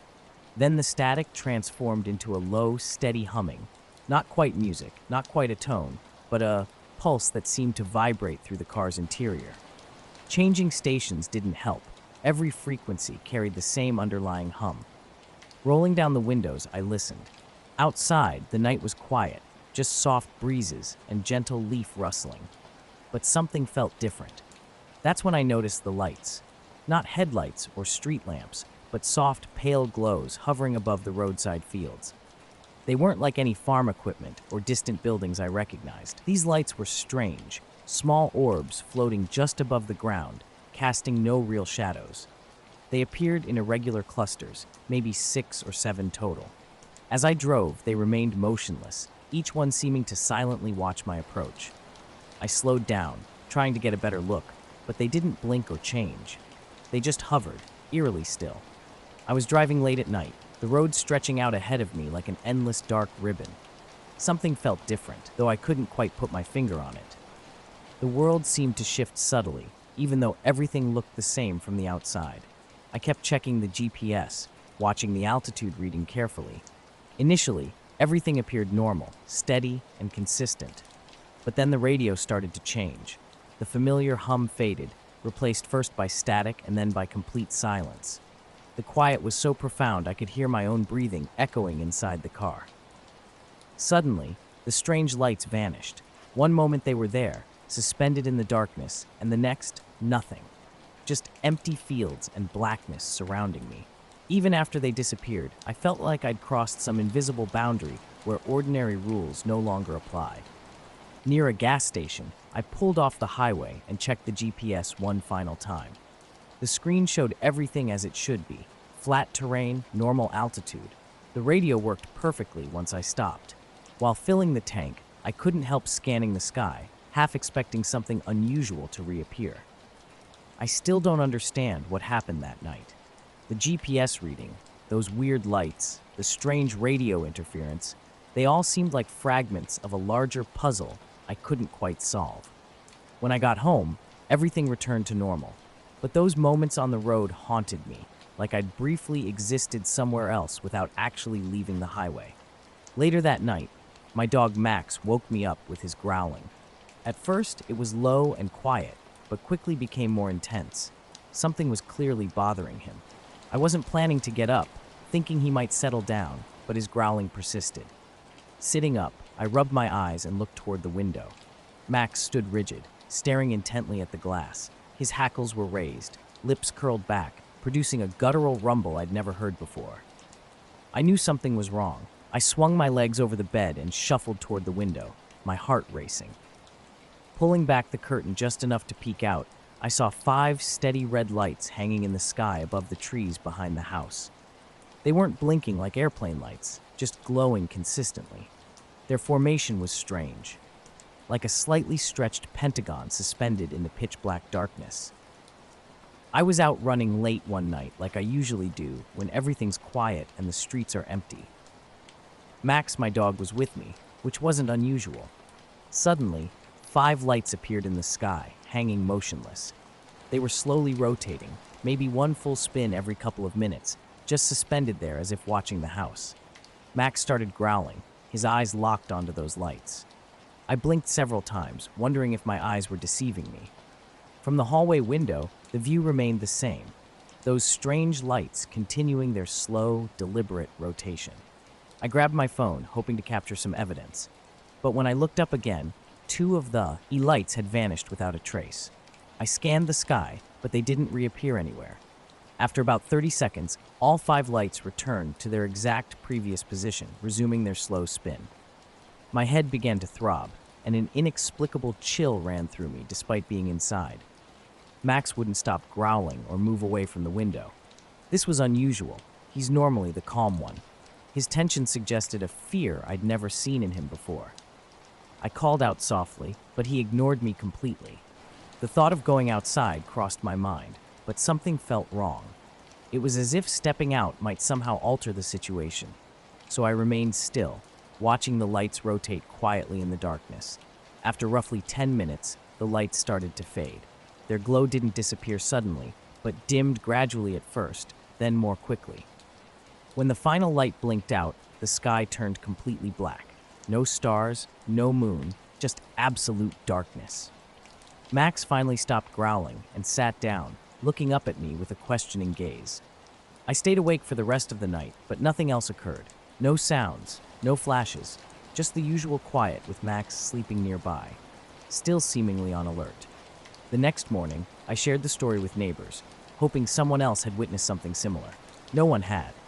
The local weather report confirmed clear skies that night, with no storms or aircraft activity. I tried rationalizing it, maybe a drone or some elaborate prank, but the light's behavior defied explanation. Max's reaction troubled me most. He'd never behaved like that before. Sometimes, I still find myself looking up at that same spot in the sky, just in case, but nothing has ever appeared again. It was a typical midnight run, cool but not cold. I was dressed in my standard gear: running shoes, shorts, a hoodie tied around my waist, and a headlamp clipped to my belt. I don't always use the light, but it's good to have just in case. My usual route winds through residential neighborhoods and a back road cutting through a wooded area.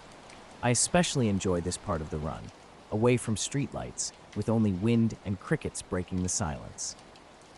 This night seemed like any other until I hit a familiar 2-lane road bordered by trees. Something was different this time. The entire road was bathed in a soft, greenish light. Not bright or harsh, but a subtle glow that covered everything: the asphalt, trees, even the grass along the road's edge. It was like a thin, translucent layer of light had been spread across the landscape. Blinking, I tried to make sense of what I was seeing. I tapped on my headlamp, and instantly the green glow vanished. Darkness returned, interrupted only by my lamp's beam. When I switched the light off, the eerie green slowly crept back, filling the road once more. I experimented, flicking the lamp on and off. Each time the same thing happened. Light on, glow gone. Light off, glow returns. There were no streetlights, no houses, no signs that could explain this phenomenon. No cars, no other sources of light, just this strange, faint green illumination. Walking now, I scanned the road's edges where the light touched the trees and grass. Everything looked normal, except for the color. No animals, no reflections, nothing that could rationalize what I was experiencing. A growing sensation of being watched began to creep over me, like something was barely present in the darkness. I glanced upward. The sky was clear, studded with stars. No planes, no helicopters, just the usual quiet night. But something was definitely not right. The night felt strange from the moment I started noticing something unusual. First, a soft rustling sound came from the trees on my right, barely audible like leaves shifting. I swept my headlamp across the woods but saw nothing. No movement, no eyes, no shapes. Each time I turned the light off, a green glow returned, growing stronger as if responding to the darkness. Minutes passed, and the rustling shifted to my left side. This wasn't typical animal noise. No birds, no squirrels. The sound was too deliberate, carefully controlled, suggesting something was intentionally making its presence known without getting too close. An uneasy feeling crept over me. My legs felt heavy, and I didn't want to use my headlamp because the mysterious glow would disappear whenever I did. The road ahead remained empty, but the green light twisted shadows into unnatural shapes. Walking slowly, I tried to keep my breathing steady. At a road bend where the trees opened slightly, the glow intensified. It covered the entire clearing in a faint greenish light. Something else felt different. Not temperature, but a strange heaviness in the air, as if the space around me had thickened or was subtly pressing inward. Brief headlamp checks revealed nothing, and each time I switched it off, the greenish light returned. A quiet weight remained just beneath the surface. I started jogging, wanting to escape, but the glow remained fixed to the road and surrounding trees like it was part of the landscape. Suddenly, the green light vanished. I was back in normal darkness. Checking my phone, I realized I'd been on that stretch for almost 20 minutes. As I approached my car, the strange experience began to feel more like a dream than reality. We were hiking one afternoon, just a group of friends taking it easy on a trail near the edge of town. Nothing fancy, just a way to kill time before summer really kicked in. The trail wasn't long or complicated, maybe a couple miles round trip, and we all knew each other from school, so it was pretty casual. At some point, I decided to take a quick detour off the path. Nothing big, just wanted to check out this spot I'd noticed earlier, a patch of moss and old tree roots that looked kind of cool. I told my friends I'd be right back, maybe 5 minutes tops, and they were fine with it. I figured I'd walk a little ways off the trail, take a few pictures, and then catch back up. But when I turned back to find them, something felt off. I mean, I'd only been gone for what I thought was 5 minutes, maybe less. The sun was still pretty high. The shadows hadn't moved much, and I wasn't even tired or thirsty. I called out a few times and eventually saw them a little ways down the trail, just standing there. They looked tense, like they were waiting for me, but not just waiting, like something was wrong. When I got up to them, the first thing I heard was Mike asking if I was okay. Then someone else said they were worried that I'd been gone for almost 2 hours. I laughed it off at first. No way, I said. I was only gone a few minutes. They all looked at me like I was crazy. The time hadn't jumped or anything. According to it, about 5 minutes had passed since I left the group. Later, the glow was completely gone. The streetlights near my neighborhood were back to their usual yellow-orange, and everything looked normal again. I kept looking back over my shoulder while I jogged home, half expecting to see that faint green light creeping after me, but there was nothing.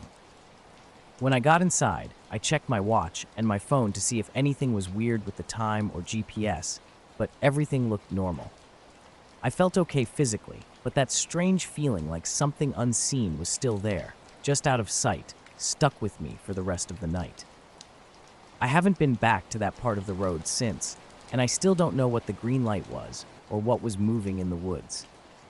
All I know is that sometimes when it's really dark and quiet, I swear I can almost see that glow again, just at the edge of my vision. They'd been searching for me for almost 2 hours, but I couldn't understand why. When I looked at them, something seemed off. Their clothes were dirty, faces scratched, and they looked exhausted from wandering. Meanwhile, I was completely fine, not a single mark on me, and my backpack remained spotless as if I'd never left the trail. I asked what happened during my absence. They described a bizarre journey where the trail seemed to morph around them. Landmarks vanished, and the path stretched endlessly, despite being a short distance from where I originally stood. From my vantage point, I could clearly see the main trail, making their story hard to believe. When I suggested they might be exaggerating, they were resolute. One of them mentioned hearing mysterious voices calling my name, voices they could never trace. They spoke of the woods becoming impossibly dense, with light fading despite it being early afternoon. We decided to return together, and I stayed close to the trail, watching familiar markers. My friends, however, kept looking over their shoulders, convinced something was moving between the trees just beyond clear view. They couldn't tell if it was an animal or something else entirely. The return hike was tense and silent.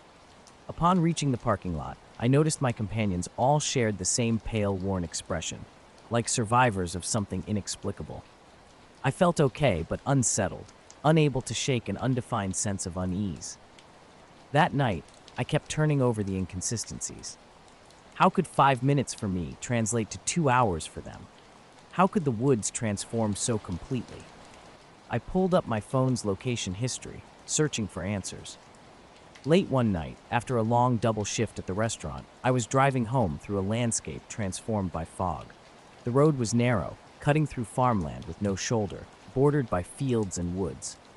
Thick mist blurred my headlights, making everything look underwater, creating an eerie atmosphere where the world seemed to hold its breath. About 10 minutes into the drive, something unsettling caught my attention. Far ahead, another set of headlights appeared, bright and clear through the haze. Initially, I felt relief at seeing another vehicle, but that quickly changed. These headlights behaved strangely. They never seemed to pass me, no matter how long I drove. I slowed down, thinking it might be a trick of the fog, but the lights remained locked in position. They crept closer along the road's shoulder, not moving around me as a normal passing car would. My heart started racing. I flicked on my high beams, hoping for a clearer view, but the fog swallowed the light, and the mysterious headlights persisted. Eventually, I pulled over, my hands shaking slightly. The entire experience felt surreal and inexplicable. The next day, something equally bizarre emerged. Phone logs showed my friends had spent nearly 2 hours walking in circles deep in the forest, while my own position barely moved. None of us could explain what happened during those missing hours. When the incident is discussed, a heavy silence falls, and we've avoided returning to that trail since. Sometimes things happen that defy explanation. When reality doesn't line up the way it should, it becomes difficult to know what to believe. I waited, my eyes fixed on the road ahead. Lights emerged from the fog, getting closer with each passing second. I tried to make out the shape of a car, but every time I shifted my gaze or blinked, it vanished back into the mist. When the lights were about 20 feet away, I reached for my phone, hoping to call someone or use the flashlight. No signal. Not unusual in this remote area, but the timing sent a chill down my spine. I watched the headlights creep closer, then suddenly stop. They hung there, bright and motionless, like a pair of eyes piercing through the fog. I killed the engine, thinking maybe if I stayed still, the car would move on or disappear. But the lights remained. I couldn't look away, yet I didn't want to stare at something so inexplicable. Gathering my courage, I grabbed my keys and stepped out. The fog swirled around me, damp against my skin. I pointed my flashlight toward the lights, but saw nothing. No car, no reflection, just 2 points of bright light hovering unnaturally in the mist. Then I spotted the tire tracks, fresh grooves cut deep into the wet dirt, running off the road and into the field beside me. They looked like someone had pulled over right there, but no vehicle was visible. I took a few steps, following the tracks. The field was soggy, and my shoes quickly became soaked. I felt ridiculous standing alone in the darkness, staring into the empty expanse. When I turned back to the road, the headlights had vanished. No taillights, no engine sound, nothing. I climbed back into the car, locked the doors, and tried to make sense of what I'd just experienced. My hands trembled. Maybe I was exhausted, or the fog was playing tricks on my eyes. I started the engine and drove slowly, constantly checking my mirrors. Nothing followed me. The tire tracks remained visible in the field as I passed, but still no car, no footprints, no sign of anyone. The rest of the drive home was eerily quiet. I kept my high beams on and continued scanning my surroundings. Pulling into my driveway, I couldn't shake the feeling of being watched. I checked my phone. No messages, no missed calls, just silence. Last fall, mid-October, the local trails around southern Oregon were empty due to the cooler weather. I hike frequently, mostly for exercise and to give my dog Tula some freedom. She's a medium-sized mutt, part shepherd, smart with great recall, and no wildlife-chasing habits. We've done this trail in the Umpqua National Forest countless times before, a 6-mile loop off a dirt road that gets muddy this time of year, starting from a small turnout. About an hour into our hike, something felt off. The silence was unlike anything I'd experienced before. Not just the typical forest quiet, but a complete absence of sound. No wind, no birds, not even the faintest insect buzz. My breathing seemed amplified in this unnatural stillness. Tula had stopped moving too, which was unusual for her. She stood perfectly still, ears raised, staring intently at the tree canopy. Then she let out a low, shaky whine and sat down in the middle of the path. When I tried to get her moving, she wouldn't budge. She kept staring slightly to the left, as if tracking something invisible. I looked where she was looking, nothing but trees and sky. No movement, no sound. I listened carefully, hoping to hear a drone or plane, but the forest remained muted, as if someone had pressed a global silence button. Now, when I drive that road at night, especially in thick fog, I catch glimpses of headlights at the edge of the trees. They're always waiting, never moving, suspended between here and nowhere. I haven't told anyone about this. It feels like a scene from a bad movie. But those moments, those memories, they stick with me, unexplained, unsettling, just out of reach. She sat motionless, staring upward while I scratched her ears. Her slight trembling caught my attention first, but what really struck me was her unblinking gaze. When I waved my hand in front of her eyes, she barely responded, just a slight head turn, no movement forward. Gentle tugs on her collar did nothing. She'd whine softly and pull back, behavior completely unlike her, even different from when she was a puppy and got scared during fireworks. I walked about 20 feet ahead to see if she'd follow, but she remained fixed in place, eyes locked on the same patch of sky. Returning to her side, I sat down. That's when the strange feeling crept in.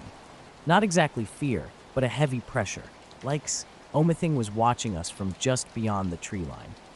It was that unmistakable sensation of someone being behind you in a dark room, even when you can't hear anything. The air felt thick and strange. My ears popped like during a plane ride, and the temperature dropped noticeably. I could see my breath, though it wasn't freezing. Suddenly, Tula stood up, shook herself off, and walked to me. Her tail was low, still nervous, but moving. She never looked back up. I wondered if a cougar might be nearby. Maybe we'd caught its scent. Better to cut our hike short. We took a side trail toward the car. About half a mile down, something else felt off. The shadows. They were stretched impossibly long, despite the sun being bright and high. My watch showed just after noon, which made no sense given how the light looked.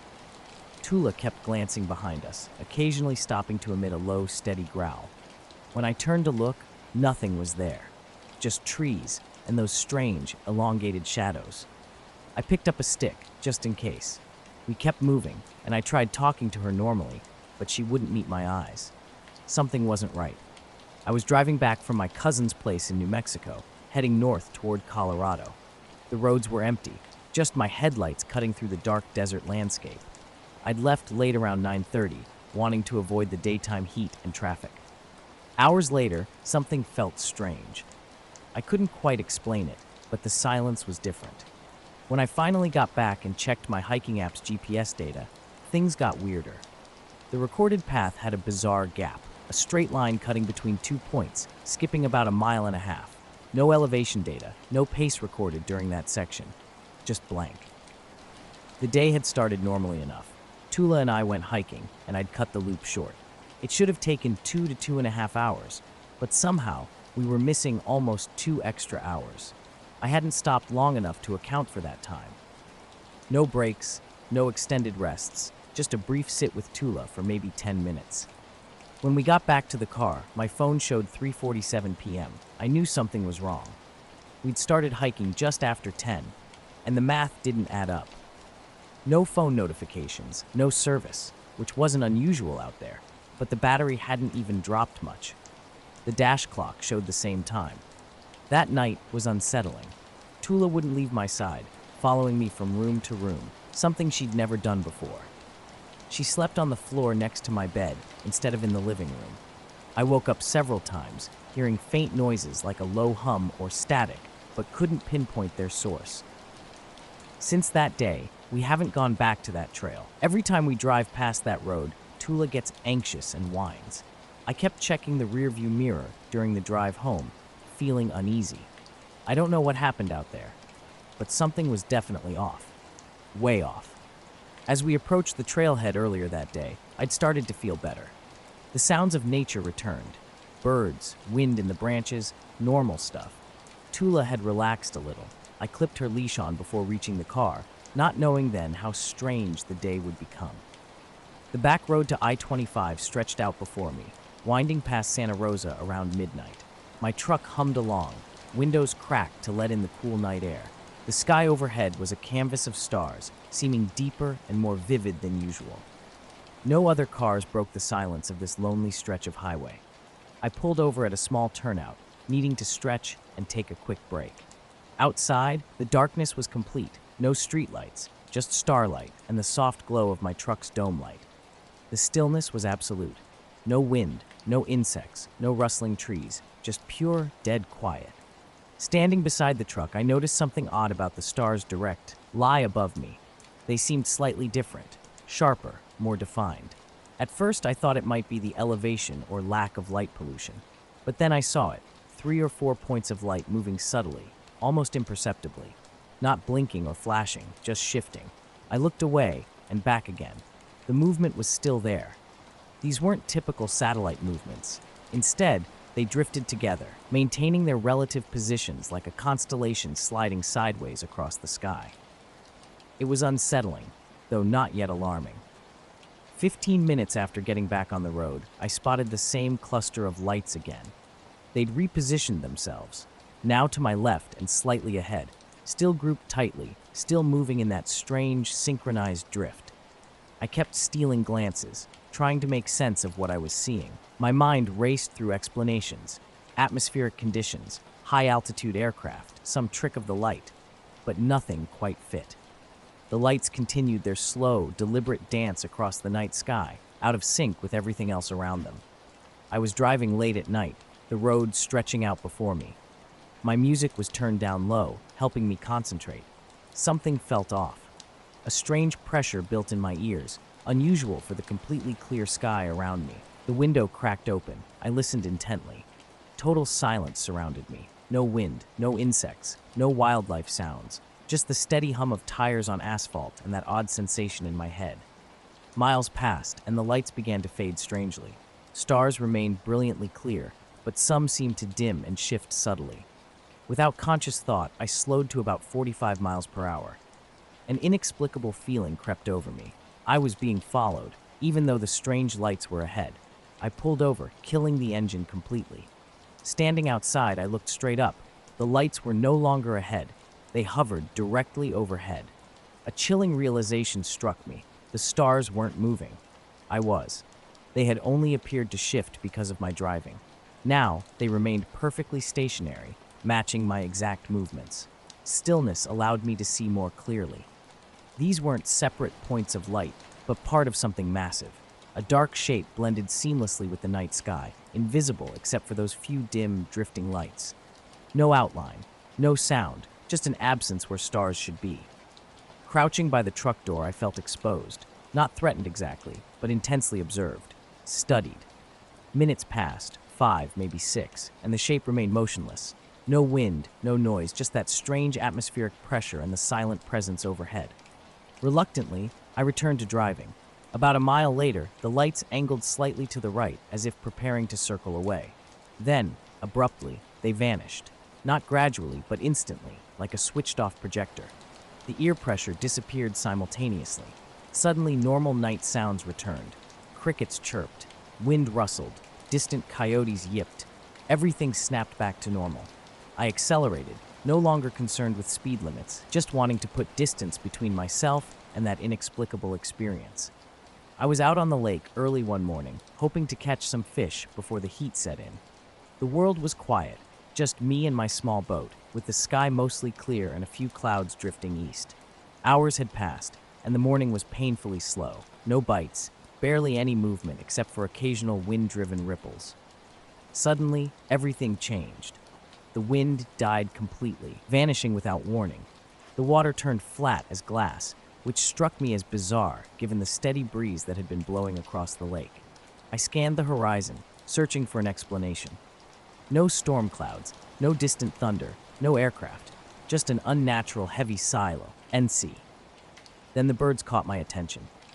Unlike their usual morning behavior of scattered perching and flying, every single bird in the area was now circling in an impossibly tight spiral right above the water. I counted at least 20, maybe 30, swirling as if drawn to some invisible center point. Looking up, I noticed a dark, hazy shape in the sky. It wasn't like a cloud, more of a blotchy presence that seemed out of place. As I continued driving later that night, I kept checking my rearview mirror, half expecting to see those strange lights again. When I finally got home, curiosity led me to check my phone's GPS history. Something odd stood out immediately, a 15-minute gap in the timeline where the phone had been offline. I hadn't noticed any missing time during the incident, but the gap was undeniably there. I didn't share this experience with anyone for a while. The usual explanations, drones, satellites, weather balloons, didn't fit. What I'd seen was different. It was large, silent, flying at an altitude between the ground and the stars. More unsettling was how it seemed to move in relation to me, like it was waiting, observing. And then, just like that, it vanished without a trace. There was something strange hanging in the sky that morning. It looked sort of like smoke, but without any of the usual characteristics. No movement, no smell, and weirdly, it didn't reflect any light. Even when sunlight hit it, nothing changed. No glowing edges, no shifting colors. Just a flat, dark mass sitting motionless against the bright, clear sky. The birds around me were behaving oddly. They circled tighter and tighter, their calls sharp and frantic, but not panicked. More like they were caught in some invisible pattern they couldn't escape. I tried to pull out my phone to capture this bizarre scene, but it was dead, completely unresponsive, despite being fully charged just hours before. Something else felt off. The usual morning lake activity had completely stopped. No insects buzzed near me, no flies landed on my skin. Even the birds that typically skim the water's surface were frozen in place. Everything seemed suspended, except for those circling birds. I'd seen weird weather and strange bird behavior before, but this was different. The dark shape hung in the sky like a bruise, unmoving for what felt like an eternity. I tried to stay calm, not wanting to let my imagination run wild. After about 10 minutes, things started to change. The wind returned, first as a barely perceptible breeze. The water began to ripple, and the dark shape started to dissolve, like someone slowly turning down a dimmer switch. Its edges blurred and faded until nothing remained. The birds scattered in all directions, breaking their tight formation. The air returned to normal, and when I checked my phone again, it mysteriously came back to life. Just another strange morning by the lake. My battery died and then came back on at 10%, which seemed odd since it had been fully charged just hours earlier. My hands were shaking too much to capture any evidence, and I wasn't even sure what to focus on. I started heading back to shore, feeling the morning's normal sounds and smells return. The rest of the day, I couldn't stop thinking about what I'd seen. When I shared the story with a fishing buddy, he suggested it might be a weather phenomenon or a shadow from a plane or drone, but he admitted he'd never encountered anything like it before. completely black, with no shadow or reflection, and the bird's unusual reaction made no sense to him. My brother was skeptical when I told him, asking if I'd been dreaming or drinking. I hadn't been. I just knew what I saw was real, even if I couldn't explain it. I checked weather reports for that day and the following days, finding no storms or atmospheric anomalies that could account for what I'd witnessed. When I go fishing, I find myself scanning the sky, but everything seems normal. The birds behave as they should, and the wind blows predictably. Yet on still mornings, I can't help but look up, half expecting that dark, unexplainable shape to appear again, silently circling above the water. Our weekend camping trip started like any other. Me, Mike, Jen, and Dave had driven about 2 miles off the main trail to set up camp in a small clearing just after dusk. We wanted to escape the city noise and find some privacy in the thick woods. The first few hours were typical. We built a fire, grilled burgers, and shared a few beers. The early fall air was crisp, with the usual sounds of crackling wood and background crickets.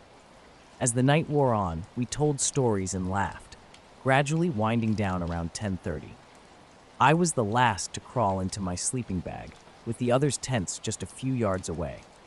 The forest was quiet and dark, with only the fire's dying glow and a thin moonlight breaking through.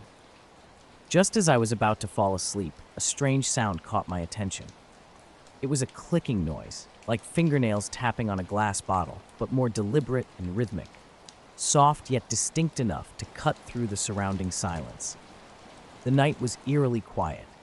A rhythmic clicking sound caught my attention, steady as a metronome ticking in the darkness. I wasn't sure if someone was playing a joke or if an insect was making noise, but the pattern felt too deliberate.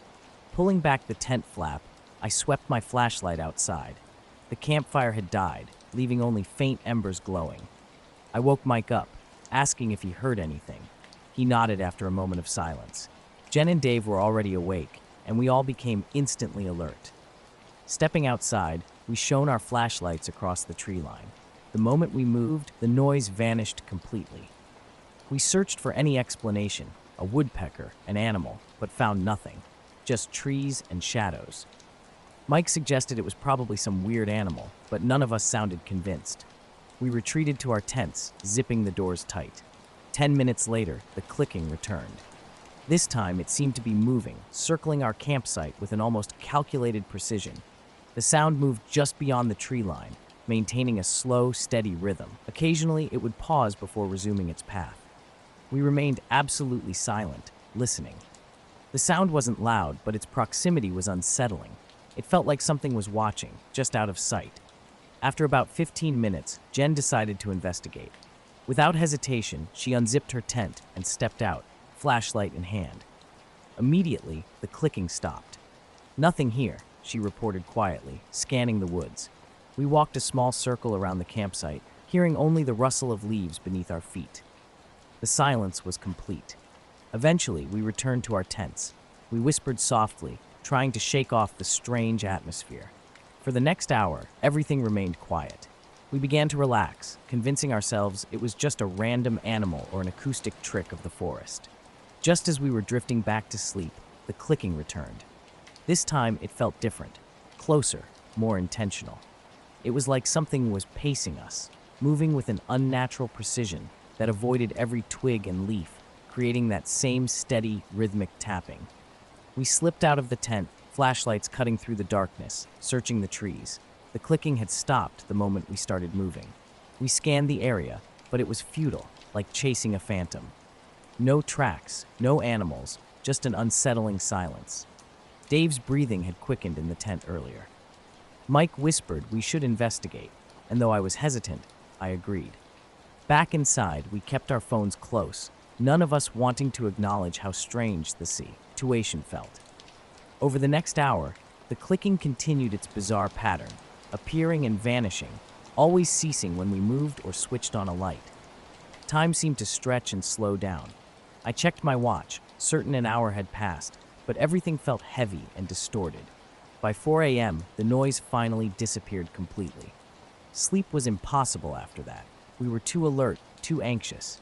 In the morning, we packed up quickly, barely discussing the incident. We settled on a vague explanation, maybe a weird forest animal or some acoustic trick. But back home, the sound haunted me. How it seemed to circle us, always just out of reach. How it would stop the moment we tried to locate its source. None of us could explain it. It wasn't a bird or woodpecker, not another camper or person. No evidence remained, just that persistent, mysterious clicking. I apologize, but it seems like the original text you intended to share is incomplete or cut off.